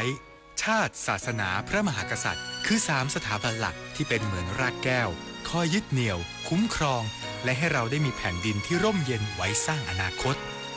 ร่วมกันรักษาความสามัคคีและส่งต่อความเอื้อเฟื้อให้กันและกันเสริมสร้างความรักเพื่อให้บ้านหลังใหญ่หลังนี้แข็งแรงและอบอุ่นตลอดไป19:22 นาทีต่อไปเสนอข่าวต่างประเทศกระทรวงการต่างประเทศของจีนออกแถลงการที่ระบุว่ารัฐบาลจีนจะจับตาความเคลื่อนไหวอย่างใกล้ชิดและดำเนินมาตรการที่จำเป็นเพื่อปกป้องสิทธิและผลประโยชน์ของประเทศจากการที่รัฐบาลสหรัฐภายใต้การนำของประธานาธิบดีโดนัลด์ทรัมป์ผู้นำสหรัฐเตรียมประกาศมาตรการคว่ำบาตรทางเศรษฐกิจต่ออิหร่านรอบใหม่ซึ่งคาดว่าจะมุ่งเป้าไปยังประเทศคู่ค้าของอิหร่านนายหลินเจี้ยนโฆษกกระทรวงการต่างประเทศจีนยังเรียกร้องให้ทุกฝ่ายที่เกี่ยวข้องดำเนินการอย่างมีเหตุมีผลและใช้ความยับยั้งชั่งใจพร้อมเตือนว่ามาตรการคว่ำบาตรและการกดดันไม่ได้ช่วยแก้ไขปัญหา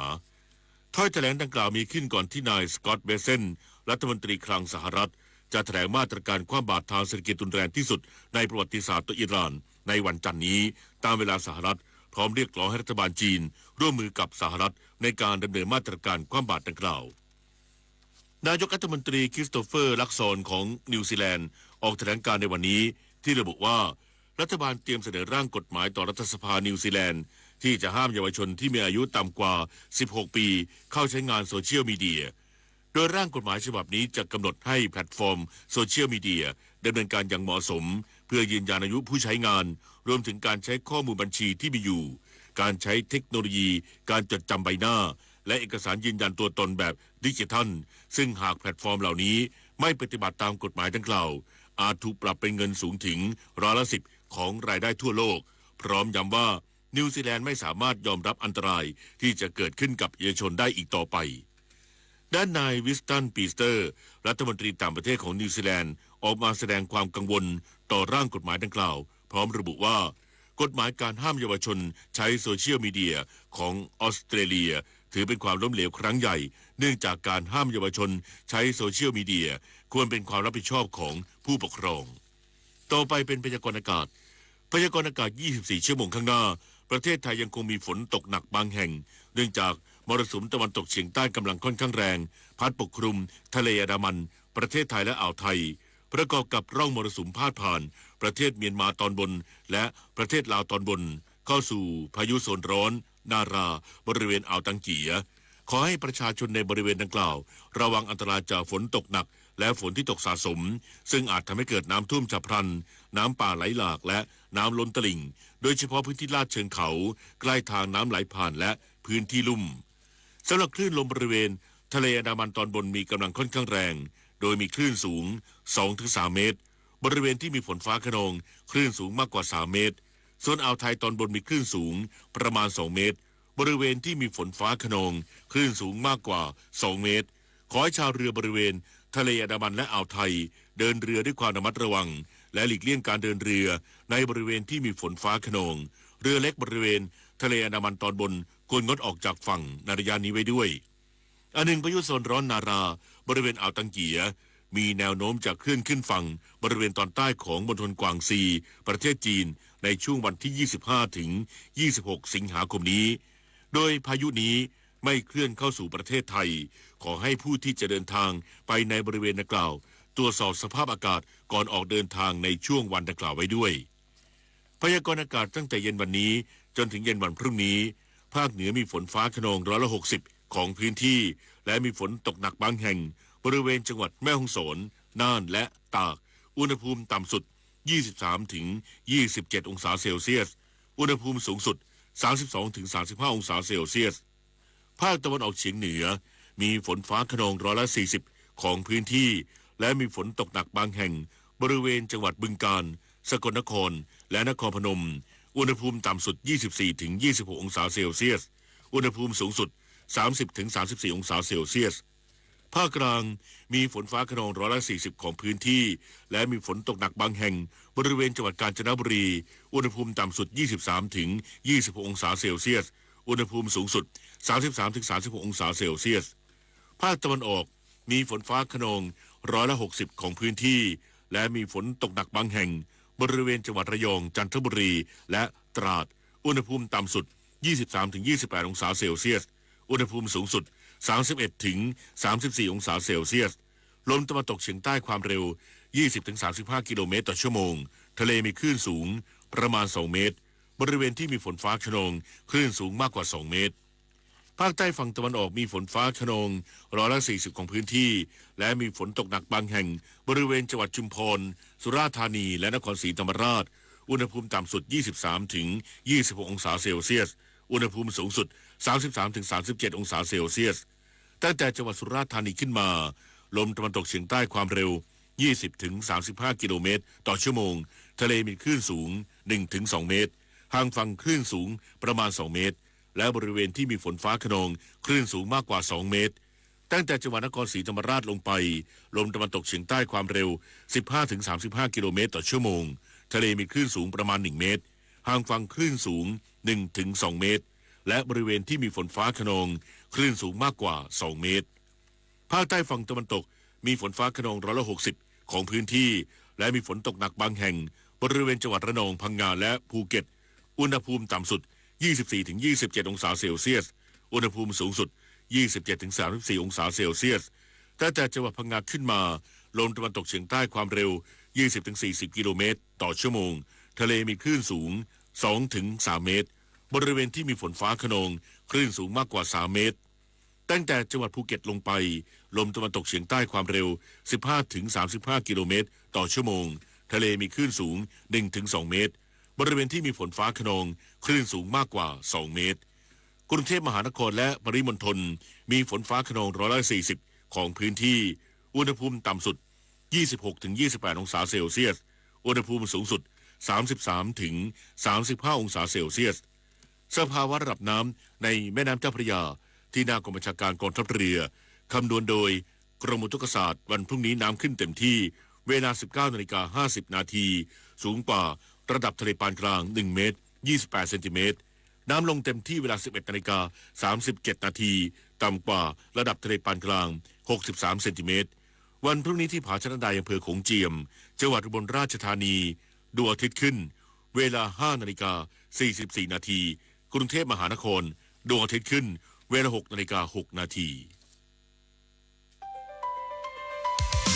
อุทกภัยมาเยือนกรมประชาสัมพันธ์พร้อมอยู่เคียงข้างทุกสถานการณ์ติดตามข้อมูลข่าวสารอุทกภัยและการแจ้งเตือนภัยในทุกช่วงข่าวทางสถานีวิทยุกระจายเสียงแห่งประเทศไทย FM 92.5 MHz NBT 2 HD และช่องทางออนไลน์เพจสถานีวิทยุกระจายเสียงแห่งประเทศไทยและเพจกรมประชาสัมพันธ์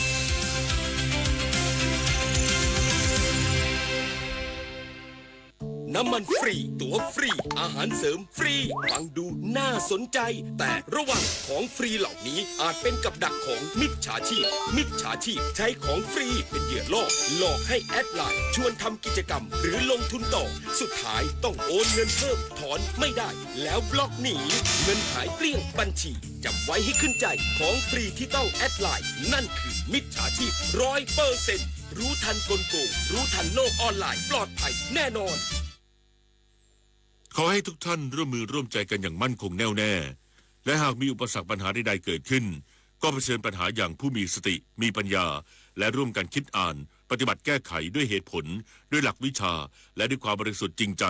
รวมกำลังความรู้ความสามารถของทุกคนทุกฝ่ายมาใช้ถูกต้องเหมาะสมทันต่อเหตุการณ์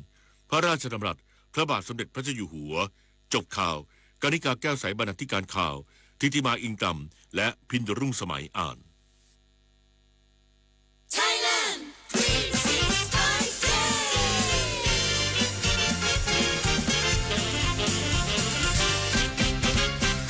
ซีซันใครบอกว่าต้องรอปลายปีเปิดปฏิทินดูสิความสุขไม่มีวันหมดอายุไม่ต้องรอวันหยุดยาวไม่ต้องแค่ลมหนาวที่พัดมาเพราะเมืองไทยเรามีเรื่องราวที่มากกว่าร้อยที่เจอทุกวันจะวันจันทร์หรือวันอาทิตย์ก็ฟิตร่างกายให้พร้อมเที่ยวเมืองใหญ่ที่คุ้นเคยแล้วลองเลี้ยวไปเจอเมืองรองชิมอาหารจานโปรดก่อนวิถีชุมชนบ้านๆสิ่งเดินซอฟต์พาวเวอร์ไทยสุดใจจนใจฟูฟัง Thailand 365 days มหัศจรรย์เมืองไทยเที่ยวได้ทุกวัน Thailand 365 วันเปลี่ยนเรื่องเธอกับฉันเป็นวันที่น่าจดจำเหนือสุดใต้อีสานกลางสุดทุกเส้นทางชวนเธอมาเติมฝันกันสร้างความสุขกันทั้งปีส่งรอยยิ้มทั่วแผ่นดินจับมือออกไปเที่ยวกัน Thailand 365 days เที่ยวเมืองไทย365 วัน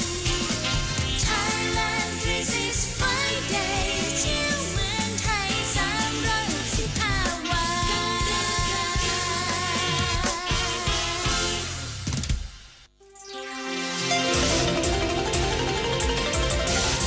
วิทยุแห่งประเทศไทยให้ความรู้คู่ความสุข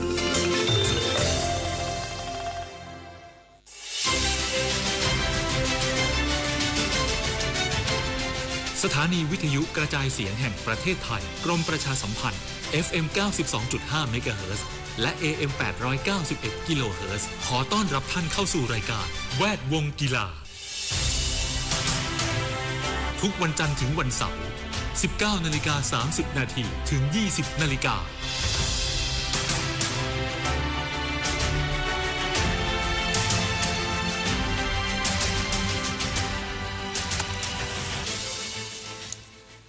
สวัสดีครับคุณผู้ฟังและคุณผู้ชมนะครับพบกับรายการแวดวงกีฬาครับวันนี้วันที่ 24 สิงหาคม 2569 นะครับโดยมีผมณัฐนนท์ชูเมืองคุณทุนชคำรอดอยู่ที่ห้องส่งนะควบคุมเสียงทีมงานเพจสถานีวิทยุกระจายเสียงแห่งประเทศไทยนะครับคุณเดชธรชัยสุดาคุณากรสิมิต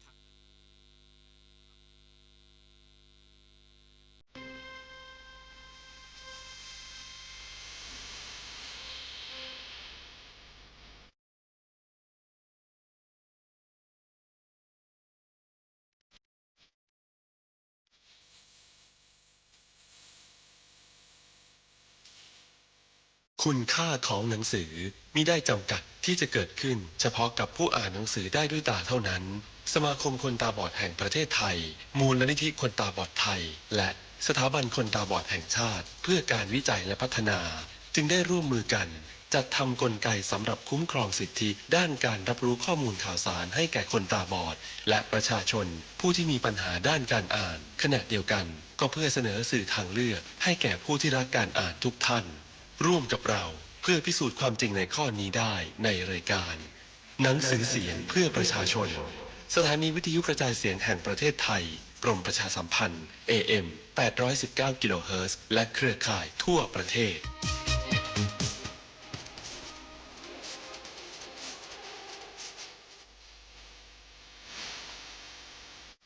พระภูริทัตศีลคืออาภรณ์ประดับกายใครต้องการหนังเอ็นกระดูกหรือเลือดของเราก็จงเอาไปเถิดพระพุทธเจ้าตรัสเล่าเรื่องราวในอดีตชาติของพระองค์เมื่อครั้งเกิดเป็นพญานาคชื่อภูริทัตทรงมีพระปณิธานที่จะบำเพ็ญศีลบารมี ตั้งใจอย่างเด็ดเดี่ยวที่จะรักษาศีลไม่ให้ขาดไม่ให้ถูกทำลายแม้จะได้รับความทุกข์ทรมานอย่างไรก็ตามก็จะไม่ทำร้ายผู้อื่นให้ได้รับความลำบากเดือดร้อนภูริทัตตชาดกปรากฏอยู่ในพระไตรปิฎกขุททกนิกายชาดกมหานิบาตและอัตถกถาขุททกนิกายชาดกมหานิบาตขณะตรัสเล่าเรื่องภูริทัตพระพุทธเจ้าประทับอยู่ที่พระเชตวันมหาวิหารในวันอุโบสถวันหนึ่งพวกอุบาสกต่างก็รักษาศีลอุโบสถตั้งแต่เช้าตรู่จากนั้นก็ถวายทานครั้นตะวันชายบ่ายคล้อยเย็นลงต่างก็ถือดอกไม้ธูปเทียนไปยังพระเชตวันเพื่อฟังพระธรรมเทศนาจากพระพุทธองค์ตามปกติเมื่อพระบรมศาสดาเสด็จมายังธรรมสภาประทับนั่งบนอาสนะที่จัดเตรียมไว้สำหรับพระองค์หากวันไหนพระภิกษุสนทนากันด้วยเรื่องอะไรพระองค์ก็จะยกเรื่องนั้นขึ้นมาแสดงในวันนั้นหมู่ภิกษุสงฆ์สนทนากันเกี่ยวกับข้อประพฤติในอดีตของพระพุทธเจ้าสืบเนื่องมาจากการรักษาศีลอุโบสถของพวกอุบาสกพระพุทธเจ้าเสด็จมาตรัสว่าการรักษาศีลอุโบสถโดยมีพระพุทธเจ้าเป็นอาจารย์คอยให้โอวาทแม้จะเป็นการกระทำที่ทำได้ยากก็จริงอยู่แต่ก็ไม่น่าอัศจรรย์เหมือนบัณฑิตในอดีตการทั้งที่เป็นผู้มียศอันยิ่งใหญ่แม้ไม่มีอาจารย์สอนก็สละยศเช่นนั้นไปรักษาศีลอุโบสถได้แล้วพระองค์ก็ตรัสเล่าเรื่องราวในอดีตชาติของพระองค์เมื่อครั้งเกิดเป็นพญานาคภูริทัตศึกนาคราชในอดีตการยังมีพระราชาพระองค์หนึ่งพระนามว่าพรหมทัตครองราชสมบัติในกรุงพาราณสีทรงตั้งพระราชโอรสให้ดำรงตำแหน่งอุปราชครั้นอยู่ต่อมาพระองค์ทรงเห็นว่าพระราชโอรสมีอำนาจมากขึ้นคุมกองกำลังทางทหารทุกหมู่เหล่าทรงระแวงว่าพระราชโอรสจะชิงราชสมบัติจึงรับสั่งให้ออกจากพระนครไปอยู่ที่ไหนก็ได้ตามชอบใจเมื่อพระองค์สวรรคตแล้วจึงกลับมาครองราชสมบัติพระราชโอรสออกจากพระนครตามรับสั่งของพระบิดามุ่งหน้าไปยังแม่น้ำยมุนาสร้างศาลาอาศัยอยู่ระหว่างแม่น้ำยมุนากับภูเขาลูกหนึ่งขุดเผือกมันและเก็บผลไม้กินเป็นอาหารพอประทังชีพการนั้นนางนาคมานวิกาตนหนึ่งอยู่ในภพนาคใกล้ฝั่งแม่น้ำเมื่อสามีตายแล้วได้เห็นนาคตนอื่นที่ยังมีสามีเกิดใจเร่าร้อนขึ้นด้วยอำนาจกิเลสจึงออกจากนาคพิภพเที่ยวไปตามฝั่งแม่น้ำเห็นรอยเท้ามนุษย์จึงเดินตามไปจนถึงศาลาหลังหนึ่งขณะนั้นพระราชโอรสเข้าป่าเก็บผลไม้นางจึงเข้าไปที่ศาลาเห็นเครื่องปูลาดทำด้วยไม้และบริขารอื่นๆก็ทราบว่าเป็นที่อยู่ของบรรพชิตคิดจะทดลองดูว่าบรรพชิตรูปนั้นบวชด้วยศรัทธาหรือไม่ถ้าบวชด้วยศรัทธาก็จะน้อมไปในเนกขัมมะจะไม่นอนบนที่นอนที่ตกแต่งไว้แต่ถ้านอนก็แสดงว่าไม่ได้บวชด้วยศรัทธาเมื่อเป็นเช่นนี้เขาก็เป็นสามีของตนได้และจะอยู่ร่วมกันที่บรรณศาลาแห่งนี้นางจึงกลับนาคพิภพนำดอกไม้ทิพย์มาจัดแจงที่นอนและประดับศาลาให้งดงามแล้วกลับไปยังนาคพิภพตามเดิมเมื่อพระราชโอรสกลับมาในเวลาเย็นเข้าไปในบรรณศาลาก็แปลกใจว่าดอกไม้มาจากไหนกลิ่นหอมเหลือเกินใครมาจัดเตรียมที่นอนเอาไว้ทรงเห็นที่นอนแล้วก็ดีใจว่าไม่ได้นอนที่นอนอย่างนี้มานานมากแล้วจึงนอนพลิกกลับไปกลับมาบนที่นอนด้วยความสุขใจเพราะไม่ได้บวชด้วยศรัทธาครั้นแล้วก็หลับไปมาตื่นอีกทีในวันรุ่งขึ้นเวลาสายแดดแรงแล้วพระราชโอรสจึงต้องรีบออกไปหาผลไม้โดยไม่ได้เก็บกวาดศาลานางนาคมานวิกาออกจากนาคพิภพมาตรวจดูเห็นที่นอนดอกไม้ยับยุ่งยี่ก็รู้ได้ทันทีว่าท่านผู้นี้ไม่ได้บวชด้วยศรัทธายังติดอยู่ในความสุขกับการใช้ชีวิตเป็นสามีตนได้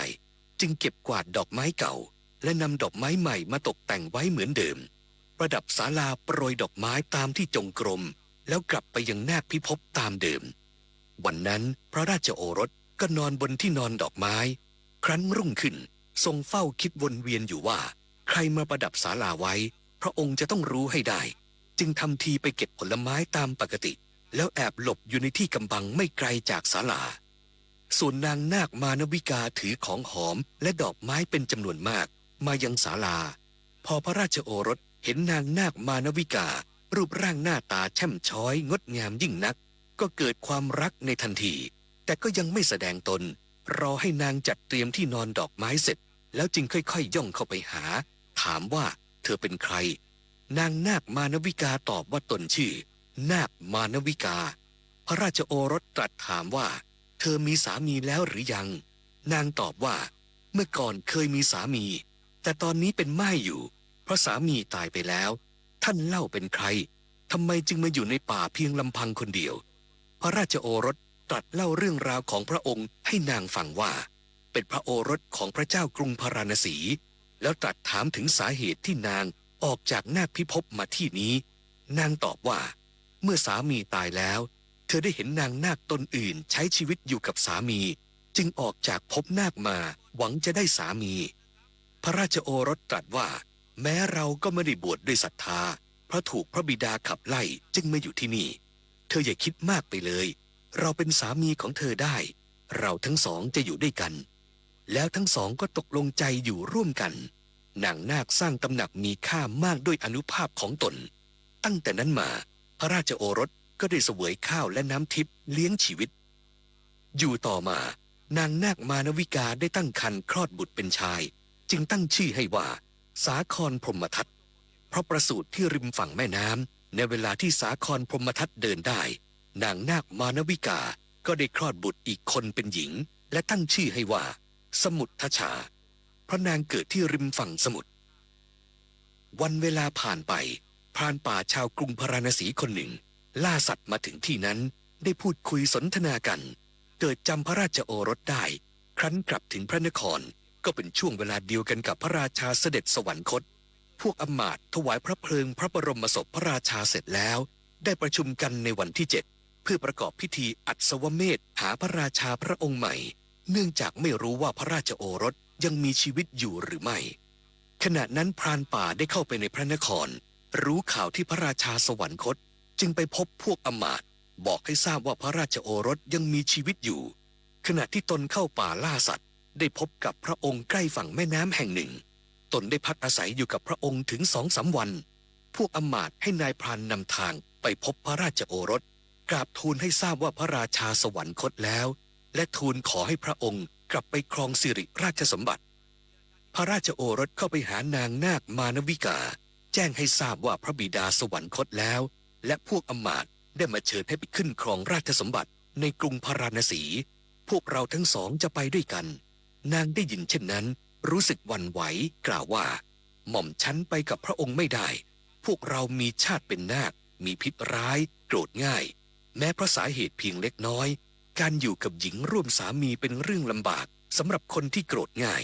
ถ้าหม่อมฉันเห็นหรือได้ยินอะไรที่ขัดเคืองใจนิดเดียวก็จะโกรธมองดูอะไรก็จะถูกแผดเผามอดไหม้เป็นเท่าธุลีชั่วพริบตาหม่อมฉันจึงไปกับพระองค์ไม่ได้แม้วันรุ่งขึ้นพระราชโอรสก็อ้อนวอนเธออีกครั้งนางยังยืนยันกับพระราชโอรสเหมือนเดิมว่าไม่ว่าจะอย่างไรหม่อมฉันก็ไปกับพระองค์ไม่ได้ส่วนลูกของเราเป็นชาติมนุษย์เพราะเกิดร่วมกันกับพระองค์ถ้าพระองค์ยังรักหม่อมฉันก็ขออย่าละเลยลูกของเราพวกเขาเป็นเหมือนพืชน้ำมีความละเอียดอ่อนเมื่อเดินทางไกลต้องลำบากเพราะลมแดดอาจตายได้ขอให้ขุดเรือลำหนึ่งใส่น้ำให้เต็มแล้วให้พวกเขาได้เล่นน้ำขณะเดินทางเมื่อถึงพระนครจึงให้ขุดสระโบกขรณีไว้ให้พวกเขาเล่นทำอย่างนี้จะทำให้ลูกๆไม่ลำบากครั้นกล่าวอย่างนี้แล้วนางนาคมานวิกาได้กราบลาพระราชโอรสและสวมกอดลูกทั้งสองแนบระหว่างอกจูบที่ศีรษะมอบให้พระราชโอรสนางร้องไห้คร่ำครวญด้วยความเศร้าโศกปิ่มจะขาดใจด้วยความอาลัยรักลูกและสามีแล้วหายกลับไปยังนาคพิภพตามเดิมแม้พระราชโอรสก็เศร้าโศกไม่ต่างกันทรงร้องไห้น้ำตานองหน้าเมื่อระงับความเศร้าโศกได้แล้วทรงเช็ดน้ำตา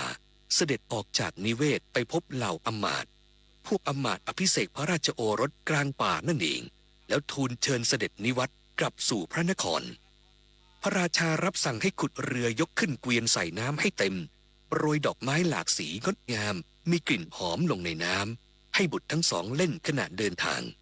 พวกอำมาตย์นำพระราชาเสด็จถึงกรุงพาราณสีแวดล้อมไปด้วยหญิงนักฟ้อนอำมาตย์และประชาชนที่มารอรับเสด็จอย่างเนืองแน่น ทูตจากแดนมนุษย์พระราชาทรงให้ขุดสระโบกธรณีไว้สำหรับพระโอรสพระธิดาทั้งสองพระองค์อยู่มาวันหนึ่งขณะทั้งสองพระองค์พากันเล่นน้ำในสระโบกธรณีได้มีเต่าตัวหนึ่งพลัดหลงเข้าไปในสระแล้วหาทางออกไม่เจอจึงพยายามดำลึกลงไปใต้พื้นสระเพื่อหาทางออกครั้นโผล่ศีรษะขึ้นมาเห็นพวกเด็กๆได้ดำลึกลงไปอีกพวกเด็กเห็นเต่าจึงตกใจกลัววิ่งหนีไปเฝ้าพระบิดากราบทูลว่ามียักษ์น่ากลัวในสระเพราะไม่เคยเห็นเต่าพระราชารับสั่งให้เจ้าพนักงานไปจับยักษ์ตนนั้นมาพวกเจ้าพนักงานทอดแหจับเต่าไปถวายพระราชาพระกุมารและพระกุมารีทั้งสองเห็นเต่าก็ร้องลั่นว่าพ่อนี่ปีศาจพ่อนี่ปีศาจพระราชาทรงกริ้วเต่าเป็นอย่างมากเพราะทรงรักพระโอรสจึงรับสั่งให้ลงโทษเต่าเจ้าพนักงานคนหนึ่งให้ความเห็นว่าควรเอาใส่ครกตำให้แหลกบางคนบอกว่าเต่าตัวนี้สร้างเวรสร้างกรรมให้พระราชาควรเอาไปปิ้งกินบางคนบอกว่าควรต้มในกระทะเดือดแต่อำมาตย์คนหนึ่งบอกว่าควรจะโยนลงในวังน้ำวนแม่น้ำยมุนาแรงน้ำจะกระแทกกระดองมันให้แหลกละเอียดจึงจะสะสมกับสิ่งที่เต่าตัวนี้กระทำเต่าได้ยินจึงโผล่หัวออกมาจากกระดองพูดว่าเราทำผิดอะไรจึงลงโทษเช่นนี้การลงโทษอย่างอื่นเราพอรับได้แต่ท่านผู้นี้หยาบช้าเหลือเกินอย่าพูดอย่างนี้พระราชาทรงดำริว่าเต่าตัวนี้กลัวถูกโยนลงไปในวังน้ำวนแม่น้ำยมุนาควรจะทำเช่นนั้นมันจึงจะทุกข์จึงรับสั่งให้ทิ้งลงไปในวังน้ำวนแม่น้ำยมุนาเต่าถูกกระแสน้ำวนหมุนดิ่งลงไปถึงนาคพิภพจนไปโผล่ยังที่อยู่ของพญานาคพวกนาคมานพบุตรของท้าวทัตตรสนาคราชกำลังเล่นน้ำอยู่ในวังน้ำวนนั้นเห็นเต่าจึงสั่งให้จับไปเป็นทาสเต่าคิดว่าเราหนีพ้นจากเงื้อมือพระเจ้าพาราณสีมาได้กลับตกมาอยู่ในเงื้อมือของพวกนาคทำอย่างไรเราจะรอดพ้นไปได้จึงคิดหาอุบายหลอกพวกนาคว่าตนเป็นเต่าชื่อจิตตจูละเป็นราชทูตพระเจ้าพาราณสีมาเฝ้าเท้าทัตตรสนาคราชเพราะพระเจ้าพาราณสีมีความประสงค์จะให้พระธิดาแก่เท้าทัตตรสนาคราชขอให้นำตนไปเข้าเฝ้าเท้าทัตตรสนาคราชนาคมานพหลงเชื่อจึงนำเต่าไปเฝ้าพญานาคราชพญานาคราชเห็นเต่าก็พอพระทัยพูดสัพพยอกว่าเจ้าผู้มีรูปร่างน่าเกลียดเช่นนี้ไม่น่าจะเป็นนักการทูตได้เต่าได้ฟังดังนั้นจึงกราบทูลว่าทูตจะต้องตัวสูงเท่าลำตาลหรือพระเจ้าข้าความจริงแล้วร่างกายจะตัวเล็กหรือใหญ่ไม่สำคัญการทำหน้าที่ให้สำเร็จตามที่ได้รับมอบหมายสำคัญกว่าโดยมากทูตของพระราชาข้าพระองค์เป็นมนุษย์ย่อมทำหน้าที่บนบกนกย่อมทำหน้าที่ในอากาศส่วนข้าพระองค์ชื่อว่าจิตตจูละได้รับฐานันดรศักดิ์เป็นที่โปรดปรานของพระราชาเป็นผู้ปกครองนิคมเป็นราชทูตผู้ทำหน้าที่ในน้ำขอพระองค์อย่าดูหมิ่นรูปร่างข้าพระองค์เลยพญานาคทัตตรสถามเต่านั้นว่าพระราชาส่งท่านมาทำไมเต่ากราบทูลว่าพระเจ้ากรุงพาราณสีทรงดำริว่าพระองค์ได้เชื่อมสัมพันธไมตรีกับพระราชาทั่วทั้งชมพูทวีปแล้วบัดนี้พระองค์ควรเชื่อมสัมพันธไมตรีกับท้าวทัตตรสทรงมีพระประสงค์จะถวายเจ้าหญิงสมุททชาจึงส่งข้าพระองค์มากำหนดวันรับพระธิดาพญานาคทัตตรสทรงยินดีให้มอบเครื่องบรรณาการแก่ราชทูตจากโลกมนุษย์แล้วส่งนาคมานพ4 ตนไปพร้อมกับเต่าเพื่อกำหนดวันส่งตัวพวกนาคมานพนำเต่าออกจากนาคพิภพมาจนถึงโลกมนุษย์พอเต่าเห็นสระบัวในระหว่างแม่น้ำยมุนากับกรุงพาราณสีคิดจะวางแผนหนีจึงหลอกนาคมานพว่าพระราชาของเราตลอดจนพระมเหสีและพระโอรสทราบว่าเราจะเที่ยวไปทางน้ำจึงบอกให้เก็บดอกบัวไปถวายเราจะลงไปเก็บดอกบัวในสระก่อนถ้าเห็นช้าก็ให้พวกท่านล่วงหน้าเข้าพระนครไปก่อนแล้วค่อยไปพบกันที่พระราชนิเวศนาคมานพหลงเชื่อจึงปล่อยเต่านั้นไปเมื่อเต่าลงสระบัวได้ก็แอบอยู่ไม่ยอมโผล่หัวขึ้นมานาคมานพเห็นเต่าช้าเกินไปจึงแปลงกายเป็นมานพเข้าไปเฝ้าพระราชาด้วยเข้าใจว่าจะเจอเต่าในพระราชนิเวศตามที่นัดแนะกันเอาไว้ทูตจากนาคพิภพพระราชาทรงปฏิสันถานมานพแล้วตรัสถามว่ามาจากไหนพวกนาคมานพทูลว่าพวกข้าพระองค์เป็นทูตของพญานาคทัตตรสเท้าเธอถามถึงความไม่มีโรคของพระองค์ หากพระองค์มีความประสงค์สิ่งใดก็ทรงบอกเท้าเธอจะจัดหามาถวายทราบว่าพระองค์จะประทานเจ้าหญิงสมุทชาให้พระราชาพวกข้าพระองค์หรือพระเจ้าข้าพระราชาตรัสว่าตั้งแต่ไหนแต่ไรมามนุษย์ไม่เคยทำการวิวากับพวกนาคพวกเราเป็นมนุษย์แล้วจะกระทำความสัมพันธ์กับนาคซึ่งเป็นสัตว์เดรัจฉานได้อย่างไรพวกนาคมานพฟังเช่นนั้นแล้วกล่าวด้วยความเคืองแค้นว่าถ้าพญานาคทัตตรสไม่เหมาะสมกับมนุษย์แล้วทำไมพระองค์จึงส่งเต่าข้ารับใช้ชื่อว่าจิตตจูละเป็นราชทูตไปทูลพระราชาของพวกเราว่าจะให้พระธิดาชื่อว่าสมุทชาเล่าครั้นส่งสารไปแล้วกลับกล่าวดูหมิ่นพระราชาของพวกเราเช่นนี้พวกเราเป็นนาครู้ว่าจะต้องทำอย่างไรพระองค์เป็นใหญ่เหนือกว่ามนุษย์ทั้งปวงแต่กลับทำยิ่งนี้เห็นทีจะต้องสละพระชนชีพหรือแว่นแคว้นเสียเป็นแน่เพราะเมื่อพวกนาคโกรธชีวิตมนุษย์อย่างพวกท่านก็ไม่เหลือรอดพระราชาตรัสว่าเราไม่ได้ดูหมิ่นเท้าทัตตรสแต่ถึงแม้เท้าทัตตรสจะมีฤทธิ์มากเป็นใหญ่กว่านาคทั้งปวงก็ไม่คู่ควรกับธิดาของเราเราเป็นกษัตริย์ของชนชาววิเทหะและธิดาของเราก็เกิดในชาติกษัตริย์ที่สูงส่งไม่คู่ควรกับเดรัจฉานซึ่งกินกบเป็นอาหารพวกนาคมานพอยากจะพ่นพิษฆ่าพระราชาแต่ก็คิดว่าตนเป็นราชทูตถูกส่งมากำหนดวันมงคลกลับมาทำการอันเป็นอัปมงคลฆ่าพระราชานี้เสียเป็นเรื่องไม่สมควรจึงลุกออกจากพระราชนิเวศแทรกแผ่นดินกลับนาคพิภพถูกพญานาคราชถามว่าพวกท่านรับตัวเจ้าหญิงมาแล้วหรือนาคมานพกราบทูลว่าพระองค์ส่งพวกข้าพระองค์ไปด้วยสาเหตุอันไม่สมควรถ้าพระองค์ประสงค์จะประหารชีวิตพวกข้าพระองค์ก็จงประหารเถิดพระเจ้ากาสีนั้นทั้งด่าทั้งบริพาทพระองค์เหลือเกินยกพระธิดาของตนขึ้นข่มเพราะหลงชาติครั้นแล้วจึงกราบทูลเรื่องทั้งหมดให้ฟังพญานาคราชโกรธมากรับสั่งให้ประชุมพลนาคมีนาคกำพลอัสดรซึ่งเป็นญาติฝ่ายมารดาของพระองค์เป็นต้นไปกรุงพาราณสีแต่สั่งห้ามไม่ให้ทำร้ายใครๆพวกพลนาคทั้งหลายถามว่าถ้าไม่ให้ทำร้ายใครๆเมื่อพวกข้าพระองค์ไปถึงที่นั้นแล้วจะต้องทำอย่างไรควรพ่นพิษใส่ใครให้เป็นผุยผงพญานาคราชทัตตรสไม่ต้องการให้เจ้าหญิงเกิดอันตรายเพราะมีจิตรักพระธิดาจึงสั่งไม่ให้ทำอันตรายใครๆแต่ให้แผ่พังพานห้อยอยู่ตามบ้านเรือนตามสระน้ำตามทางเดินตามทางสี่แพร่งบนยอดไม้และบนเสาระเนียดตอนแรกเนรมิตกายให้มีขนาดใหญ่ก่อนแล้วแผ่พังพานห้อยหัวลงและเลื้อยอยู่ทุกขนทุกแห่งทั้งในห้องนอกห้องใต้เตียงบนเตียงหรือบนตั่งให้พ่นควันส่งเสียงฟู่ๆแต่อย่าปรากฏตัวให้เด็กคนชราหญิงมีครรภ์และเจ้าหญิงสมุทชาเห็นแม้พระองค์ก็จะเนรมิตกายเผือกใหญ่โตวนขนดล้อมนครกาสีไว้7 ชั้นปิดด้วยพังพานใหญ่ให้มืดมนไปทั่วทำให้ประชาชนเกิดความกลัวพวกพลนาคทั้งหลายได้ทำตามรับสั่งต่างแปลงร่างแตกต่างกันไปเช้าวันนั้นราตรีสว่างแล้วแต่ทั่วทั้งมหานครกาสีตลอดจนพระราชนิเวศกลับมืดมิดถูกปกคลุมด้วยลมหายใจของพวกนาคที่แผ่พังพานข่มขู่ผู้คนชาวเมืองกาสีอยู่ทุกหนทุกแห่งไม่ว่าจะเป็นบ้านเรือนบึงถนนหนทางยอดไม้และเสาระเนียด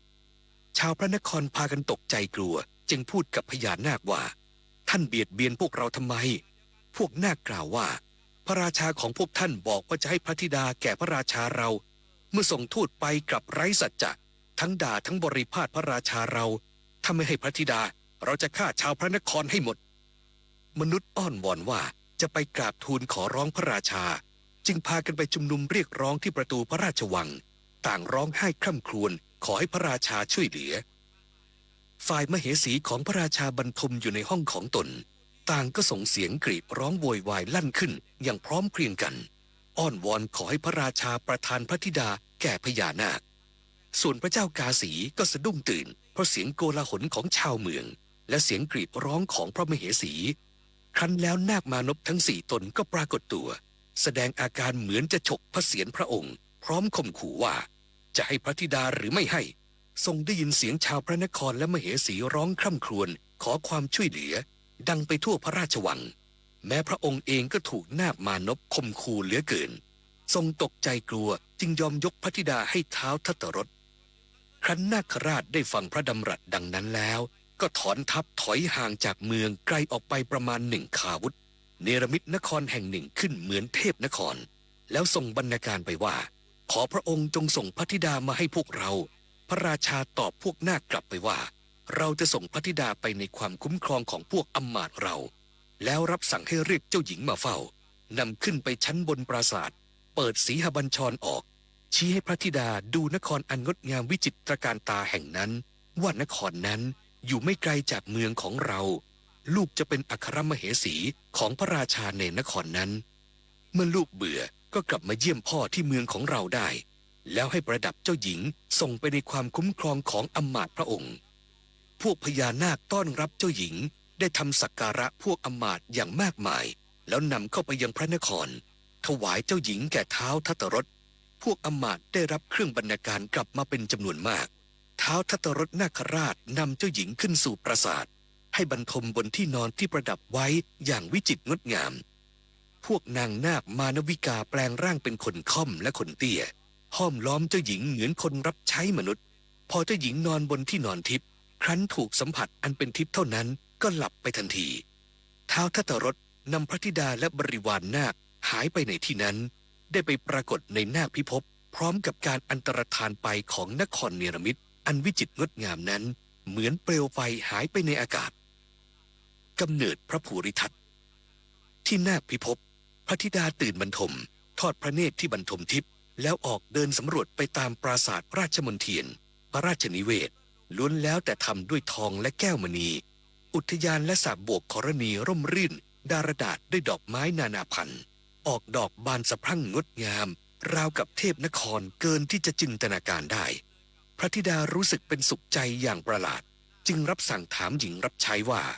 เมืองนี้ช่างงดงามเหลือเกินไม่เหมือนเมืองของเราเมืองนี้เป็นของใครหญิงรับใช้ทูลว่าเป็นเมืองพระสวามีขององค์หญิงผู้มีบุญน้อยจะไม่ได้สมบัตินี้แต่พระองค์หญิงมีบุญมากจึงได้สมบัตินี้ฝ่ายท้าวทัตตรสนาคราชรับสั่งให้ประกาศไปทั่วนาคพิภพว่าใครปรากฏกายเป็นงูให้เจ้าหญิงสมุทรชาเห็นจะต้องได้รับราชทัณฑ์เพราะเหตุนั้นจึงไม่มีใครกล้าปรากฏกายเป็นงูให้เจ้าหญิงเห็นแม้แต่คนเดียวเจ้าหญิงเข้าใจว่าเป็นโลกมนุษย์จึงไม่ระแวงสงสัยทรงยินดีอยู่สังวาสกับท้าวทัตตรสด้วยความรักจนมีพระโอรส4 พระองค์คือ 1. สุทัศนะ 2. ทัตตะวงเล็บพระภูริทัตซึ่งเป็นพระโพธิสัตว์ 3. สุโภคะ 4. อริ ฐะแม้พระนางสมุทรชาจะประสูติพระโอรสถึง4 พระองค์แล้วก็ยังไม่ทรงทราบว่าพระองค์อยู่ในนาคพิภพอยู่มาวันหนึ่งพวกนาคหนุ่มๆนึกขนองขึ้นมาจึงบอกพระโอรสอริ ฐะว่ามารดาของพระองค์เป็นมนุษย์ไม่ได้เป็นนางนาคพระโอรสอริ ฐะคิดว่าเราจะทดสอบพระมารดาวันหนึ่งขณะเสวยนมพระโอรสอริ ฐะได้เนรมิตร่างเป็นงูใช้ปลายหางเสียดสีหลังเท้าพระมารดาพระนางเห็นพระโอรสกลายร่างเป็นงูจึงสะดุ้งกลัวกรีดร้องด้วยความตกพระทัยทิ้งพระโอรสลงพื้นเล็บกระทบในตาพระโอรสแตกเลือดไหลเป็นทางท้าวทัตตรสนาคราชได้ยินเสียงกรีดร้องของพระนางสมุทรชาจึงตรัสถามว่านั่นเสียงใครทรงสดับสิ่งที่พระโอรสกระทำจึงเสด็จไปด้วยความเกรี้ยวกราดรับสั่งให้นำพระโอรสอริ ฐะไปประหารชีวิตว่าเอาเด็กคนนี้ไปฆ่าทิ้งเสียพระนางสมุทรชาทราบว่าพระราชาทรงกลิ้วจึงตรัสด้วยความรักพระโอรสว่าตาลูกก็แตกแล้วพระองค์ยกโทษให้ลูกเถิดเมื่อพระนางตรัสอย่างนั้นพระราชาก็ใจอ่อนจึงยอมยก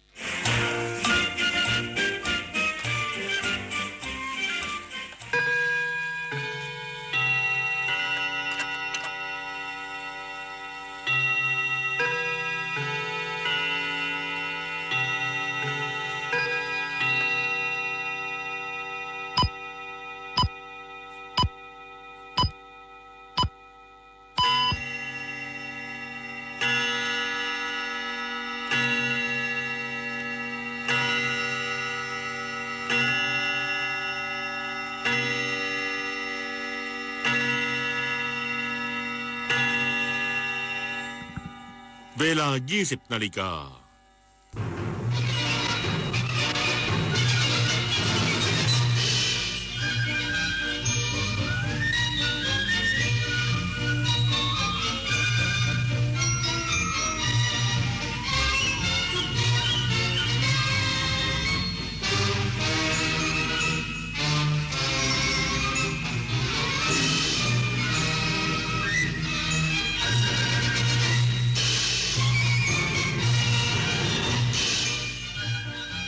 ที่นี่สถานีวิทยุกระจายเสียงแห่งประเทศไทยต่อไปเสนอข่าวซึ่งมีหัวข้อข่าวดังนี้พระบาทสมเด็จพระเจ้าอยู่หัวทรงพระกรุณาโปรดเกล้าโปรดกระหม่อมให้องคมนตรีร่วมกับมูลนิธิราชประชานุเคราะห์ในพระบรมราชูปถัมภ์เชิญถุงพระราชทานและเครื่องอุปโภคบริโภคกับถุงพระราชทานสำหรับเด็กไปมอบแก่ราษฎรที่ประสบอุทกภัยในพื้นที่จังหวัดน่านรัฐมนตรีว่าการกระทรวงการต่างประเทศเตรียมนำคณะนักธุรกิจไทยเดินทางเยือนไนจีเรียและเอธิโอเปียอย่างเป็นทางการวันพรุ่งนี้เพื่อขับเคลื่อนความร่วมมือกับภูมิภาคแอฟริกาอย่างเป็นรูปธรรมเกาหลีใต้อ้างว่าเกาหลีเหนือยังคงเตรียมพร้อมสำหรับการส่งทหารไปยังรัสเซียเพิ่มเติมเพื่อเข้าร่วมทำสงครามในยูเครนทีมวอลเลย์บอลหญิงทีมชาติไทยเอาชนะอินโดนีเซีย 3-0 เซตเก็บเพิ่มเป็น6แต้มในการแข่งขันวอลเลย์บอลหญิงชิงแชมป์เอเชีย 2026 ต่อไปเป็นรายละเอียดของข่าวด้วยวันที่ 24 สิงหาคม 2569 ตรงกับวันเอกราชของยูเครนพระบาทสมเด็จพระเจ้าอยู่หัวทรงพระกรุณาโปรดเกล้าโปรดกระหม่อมให้ส่งข้อความพระราชสารอำนวยพรไปยังประธานาธิบดีแห่งยูเครนในโอกาสวันเอกราชของยูเครนข้าพเจ้าขอแสดงความยินดีและขออำนวยพรให้ท่านประธานาธิบดีมีพลานามัยสมบูรณ์แข็งแรงและประสบแต่ความสุขสวัสดีทั้งขอให้ประเทศและประชาชนชาวยูเครน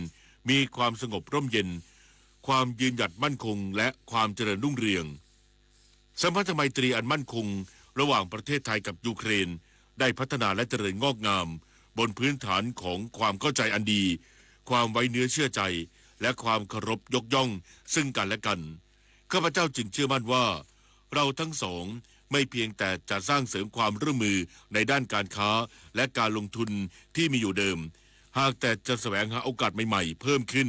เพื่อผลประโยชน์ของประเทศและประชาชนทั้งสองฝ่ายพระปรมาภิไธยมหาวิชิราลงกรณ์พระวชิรเกล้าเจ้าอยู่หัวข่าวในพระราชสำนักพระบรมมหาราชวัง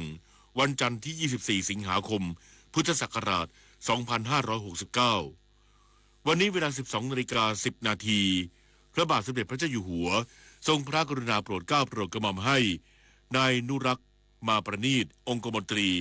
ร่วมกับมูลนิธิราชประชานุเคราะห์ในพระบรมราชูปถัมภ์เชิญถุงพระราชทานและเครื่องอุปโภคบริโภค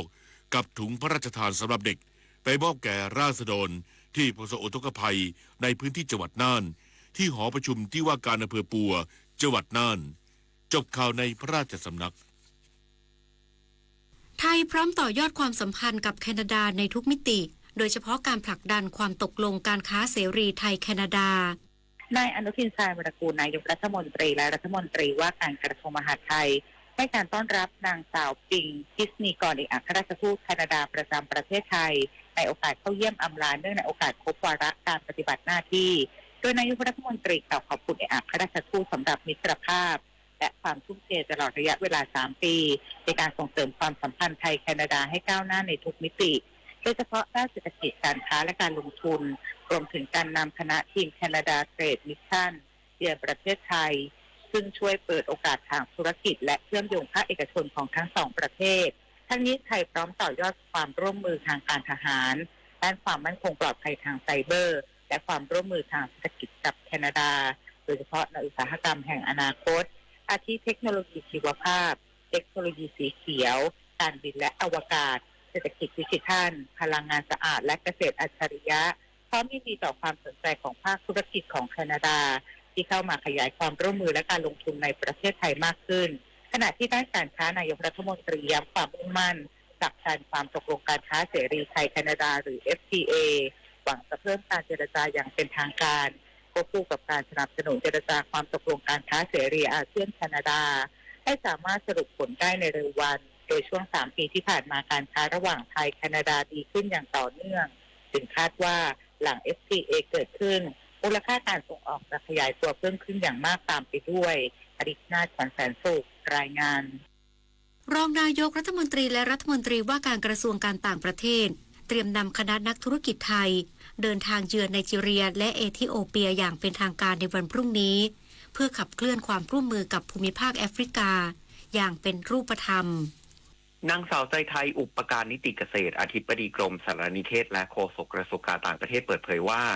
นายศิยศักดิ์พวงเขตแก้วรองนายกรัฐมนตรีและรัฐมนตรีว่าการกระทรวงการต่างประเทศจะเดินทางเยือนไนจีเรียและเอธิโอเปียอย่างเป็นทางการในวันพรุ่งนี้ถึง 29 สิงหาคมนี้โดยมีเป้าหมายขับเคลื่อนความสัมพันธ์กับภูมิภาคแอฟริกาในทุกมิติ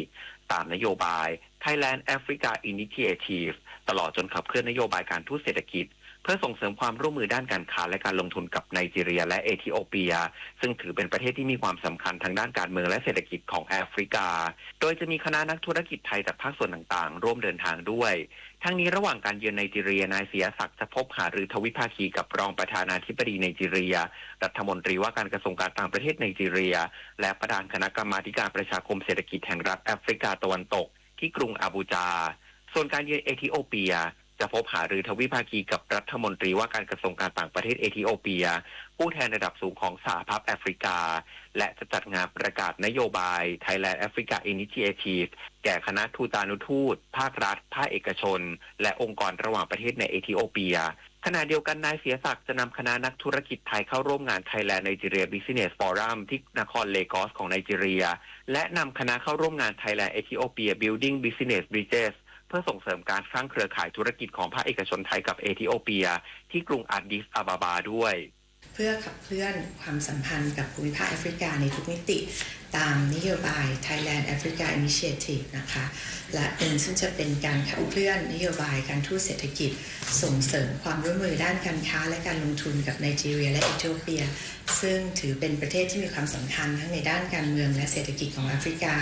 โดยการเยือนครั้งนี้จะมีคณะภาคเอกชนไทยจากภาคส่วนต่างๆร่วมเดินทางด้วยนะคะโดยเฉพาะในฐานะที่เอธิโอเปียเป็นฐานการผลิตและโลจิสติกส์ที่สำคัญในแอฟริกาตะวันออกค่ะสำหรับการเดินทางเยือนไนจีเรียและเอธิโอเปียครั้งนี้ถือเป็นการเริ่มต้นการเยือนทวีปแอฟริกาอย่างเป็นทางการของรองนายกรัฐมนตรีและรัฐมนตรีว่าการกระทรวงการต่างประเทศซึ่งสะท้อนความมุ่งมั่นของรัฐบาลไทยในการขับเคลื่อนยุทธศาสตร์และยกระดับความสัมพันธ์ไทยแอฟริกาอย่างเป็นรูปธรรมปริญญวิทย์เปี่ยมสมบูรณ์รายงาน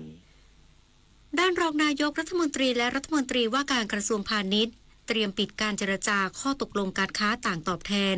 ระหว่างไทยกับสหรัฐอเมริกาเพื่อให้อัตราภาษีของไทยปรับลดลงและรักษาสิทธิประโยชน์ทางการค้านางสุภจีสุธรรมพันธ์รองนายกรัฐมนตรีและรัฐมนตรีว่าการกระทรวงพาณิชย์กล่าวว่าการเดินทางไปเจรจาข้อตกลงการค้าต่างตอบแทนหรืออาร์ตระหว่างประเทศไทยกับสหรัฐอเมริกาในวันที่ 30 สิงหาคมนี้มีความตั้งใจเดียวคือเจรจากรอบของอาร์ตและปิดการเจรจาให้ได้เพื่อให้อัตราภาษีของไทยปรับลดลงและรักษาสิทธิประโยชน์ทางการค้า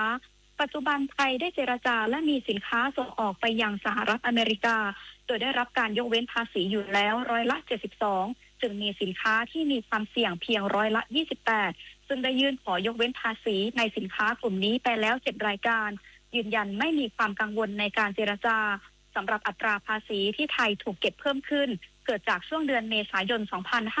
2568 สหรัฐอเมริกามองว่าไทยเป็น1 ใน 11 ประเทศที่ทำให้ขาดดุลการค้าสูงจึงประกาศคิดอัตราภาษีไทยที่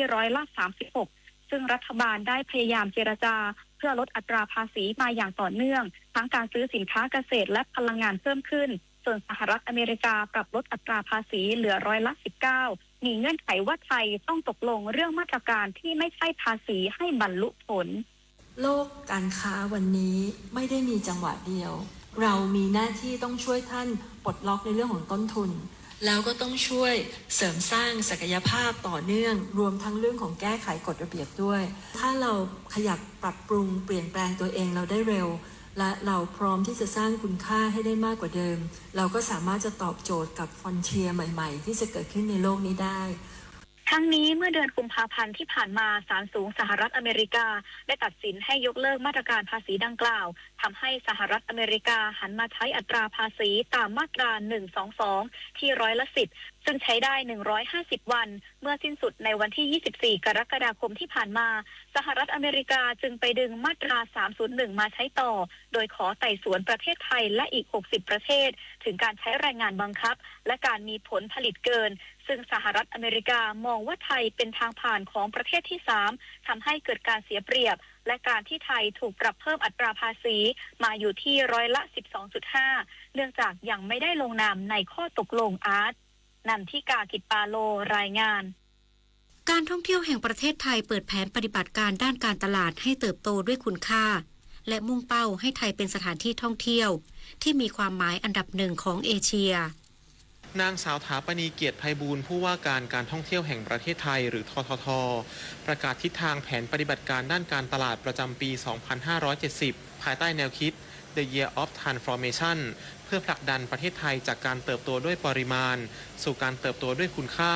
และเป็นสถานที่ท่องเที่ยวที่มีความหมายอันดับหนึ่งของเอเชียโดยตั้งเป้าหมายรายได้เติบโตไม่น้อยกว่า5%กระจายนักท่องเที่ยวสู่เมืองหลักและเมืองรองในสัดส่วน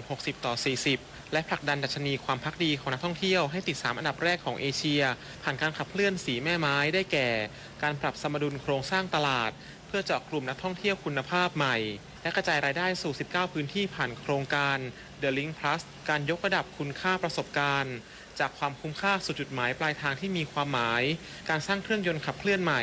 ผ่านการเชื่อมโยงการท่องเที่ยวเข้ากับ Life Economy เช่นการแพทย์เทศกาลระดับโลกและความยั่งยืนและการผนึกกำลังทุกภาคส่วนผ่านการใช้ระบบฐานข้อมูลอัจฉริยะและการสนับสนุนนวัตกรรมชวนันท์มาลีรายงานกระทรวงวัฒนธรรมเตรียมนำเสนออุทยานประวัติศาสตร์พระนครคีรีจังหวัดเพชรบุรีขึ้นทะเบียนเป็นมรดกโลกนางสาวสบิดาไทยเศรษฐ์รัฐมนตรีว่าการกระทรวงวัฒนธรรมเปิดเผยความคืบหน้า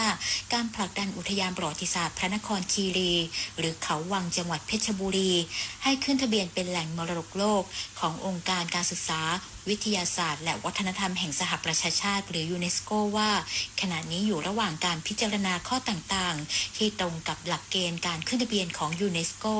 ขณะนี้กรมศิลปากรกำลังศึกษาและจะทำข้อมูลเพื่อบรรจุเข้าสู่บัญชีรายชื่อเบื้องต้นซึ่งการจัดทำบัญชีรายชื่อเบื้องต้นจะต้องพิจารณาทั้งการมีส่วนร่วมของชุมชนและคุณค่าอันโดดเด่นเป็นสากลสำหรับพระนครคีรีมีจุดเด่นที่สำคัญคือเป็นพระราชวังบนภูเขาแห่งแรกที่พบในประเทศไทยและมีลักษณะที่แตกต่างจากแหล่งอื่นโดยกรมศิลปากรจะรวบรวมข้อมูลและศึกษารายละเอียดเพื่อดำเนินการในขั้นตอนต่อไปสำหรับพระนครคีรีหรือเขาวังเป็นพระราชวังในพระบาทสมเด็จพระจอมเกล้าเจ้าอยู่หัวสร้างขึ้นเมื่อปี 2402 บนยอดเขามหาสวรรค์เพื่อใช้เป็นที่ประทับเมื่อเสด็จพระราชดำเนินแปรพระราชฐานมายังเมืองเพชรบุรีนับเป็นพระราชวังบนภูเขาแห่งแรกของประเทศไทยซึ่งกรมศิลปากรได้ประกาศขึ้นทะเบียนเป็นโบราณสถานสำคัญของชาติเมื่อปี 2478 และได้ประกาศจัดตั้งพิพิธภัณฑสถานแห่งชาติพระนครคีรีในปี 2522 มาริชโยรายงานปิดท้ายด้วยกรมธนารักษ์เปิดตัวระบบประมูลเหรียญออนไลน์ครบวงจรแห่งแรกของไทยโดยวันนี้สามารถปิดประมูลเหรียญ10 บาทปี 2533 ที่หายากไปได้ในราคาสูงถึง 2,540,000 บาทเป็นการเปลี่ยนคุณค่าทางประวัติศาสตร์เป็นมูลค่าทางเศรษฐกิจ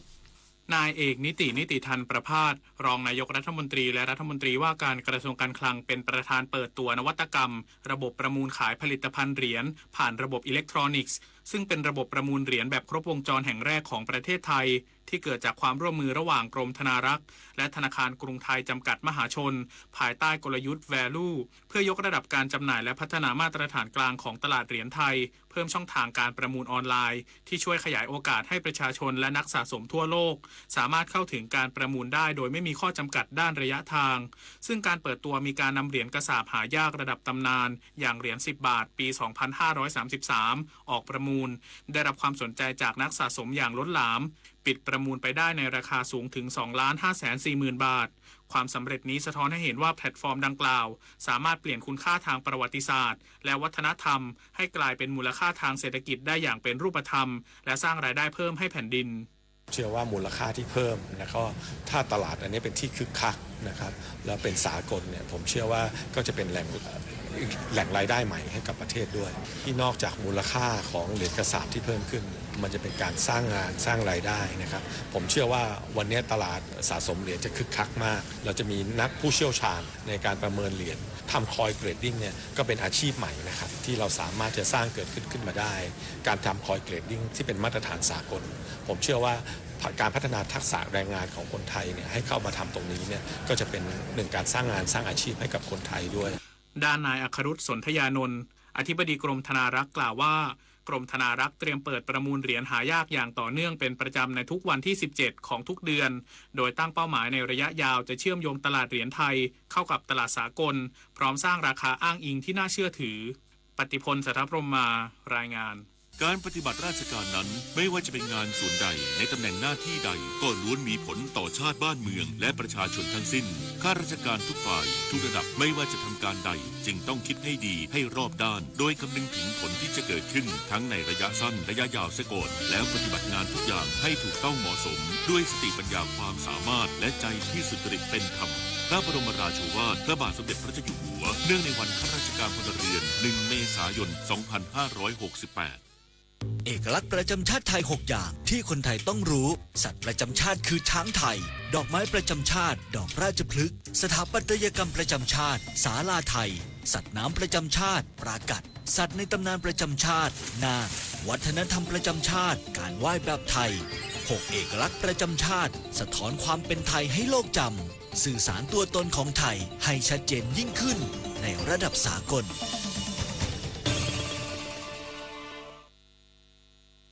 20:17 นาทีต่อไปเสนอข่าวต่างประเทศสมัชชาแห่งชาติเกาหลีใต้รายงานโดยอ้างการเปิดเผยของกระทรวงกลาโหมเกาหลีใต้ที่ระบุว่า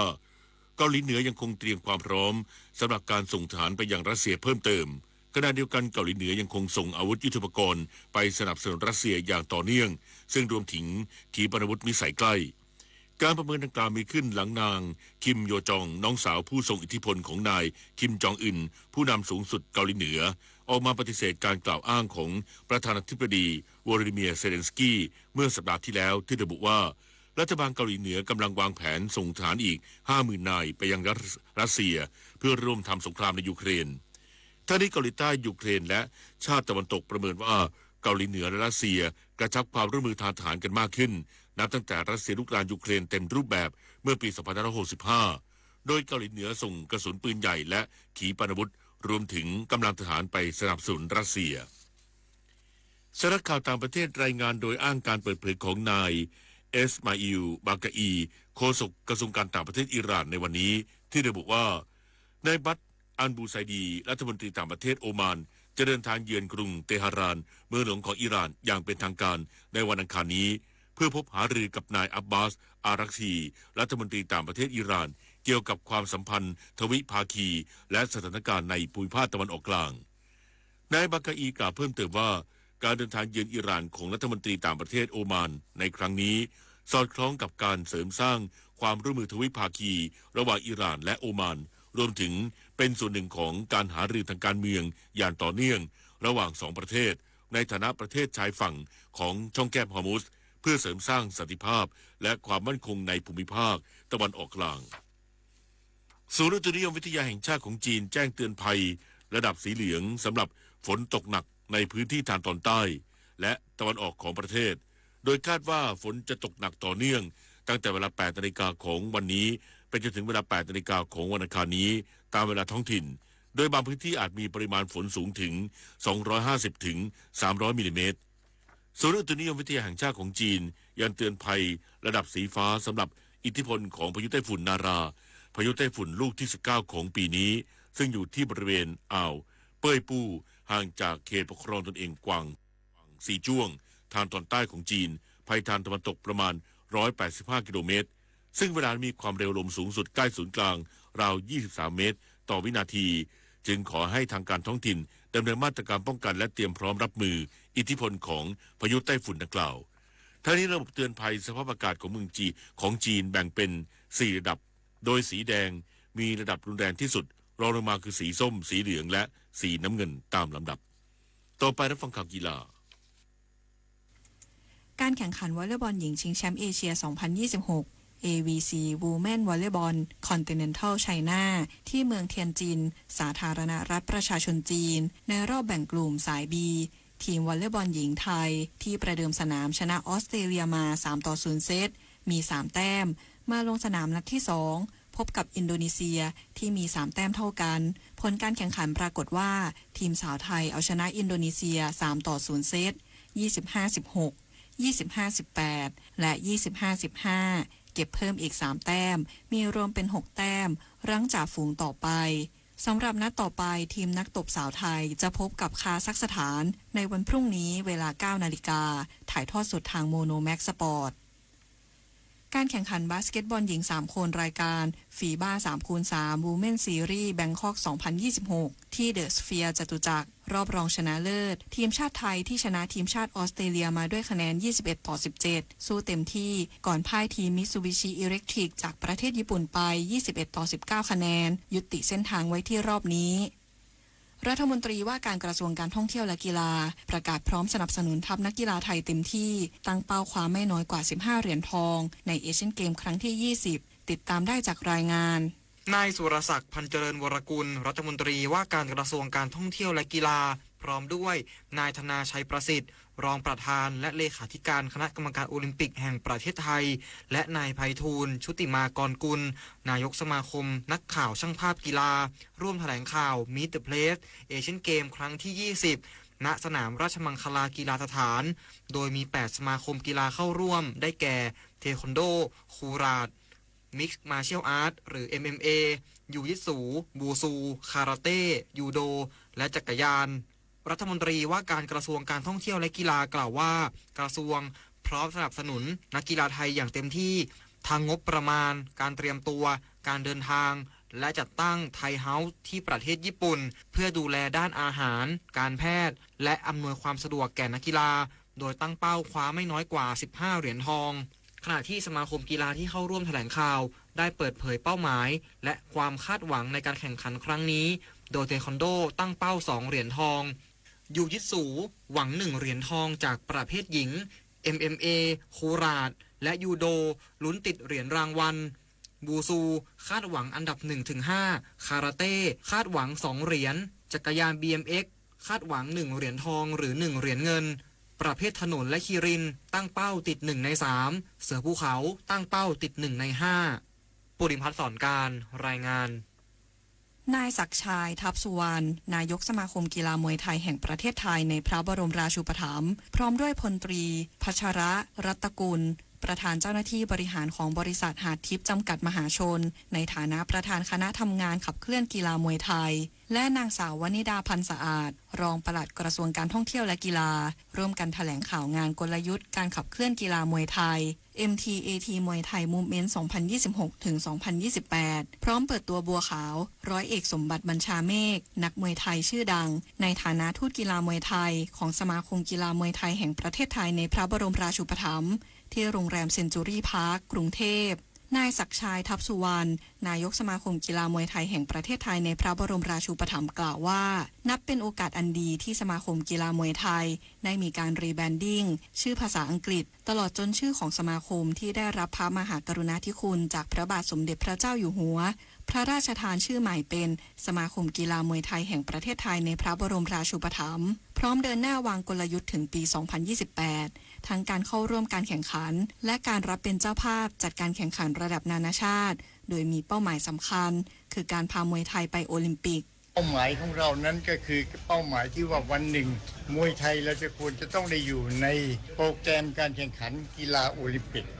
ผมมีความมั่นใจว่าด้วยความร่วมมือของทุกๆองค์กรทั้งภาครัฐเอกชนและสื่อมวลชนเราคงประสบความสำเร็จสักครั้งหนึ่งครับในโอกาสข้างหน้านี้ครับทั้งนี้นายกสมาคมกีฬามวยไทยแห่งประเทศไทยในพระบรมราชูปถัมภ์ย้ำว่าสมาคมกีฬามวยไทยแห่งประเทศไทยในพระบรมราชูปถัมภ์ยังคงเดินหน้าสร้างมาตรฐานพัฒนาคนบนเส้นทางโอลิมปิกแม้ว่ามหกรรมกีฬาโอลิมปิก 2028 จะไม่สามารถบรรจุกีฬามวยไทยได้ทันแต่สหพันธ์มวยไทยนานาชาติยังคงพยายามขับเคลื่อนการบรรจุมวยไทยในโอลิมปิก 2032 และหวังว่าจะได้รับการสนับสนุนจากรัฐบาลและหน่วยงานที่เกี่ยวข้องเพื่อเดินหน้าตามเป้าหมายให้สำเร็จพานิช คาดนาครายงาน อุทกภัยมาเยือนกรมประชาสัมพันธ์พร้อมอยู่เคียงข้างทุกสถานการณ์ติดตามข้อมูลข่าวสารอุทกภัยและการแจ้งเตือนภัยในทุกช่วงข่าวทางสถานีวิทยุกระจายเสียงแห่งประเทศไทย FM 92.5 MHz NBT 2 HD และช่องทางออนไลน์เพจสถานีวิทยุกระจายเสียงแห่งประเทศไทยและเพจกรมประชาสัมพันธ์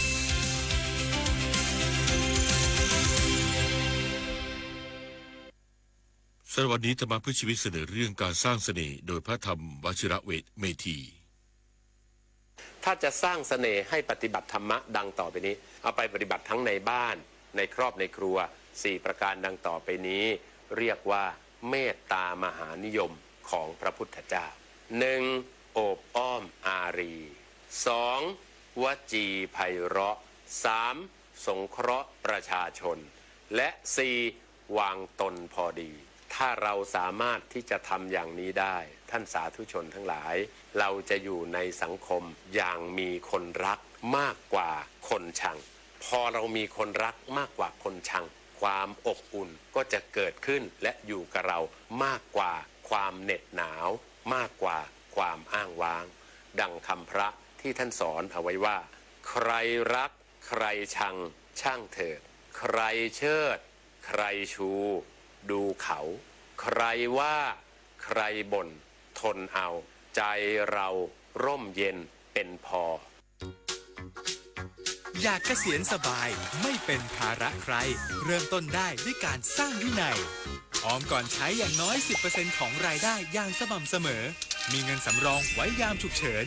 คำนวณเงินเก็บที่ควรมีก่อนเกษียณออมให้ไววางแผนการเงินให้ดีตั้งแต่เริ่มมีรายได้เพื่อสร้างความมั่นคงทางการเงินในอนาคตเกษียณไม่เสี่ยงเริ่มได้ด้วยการออม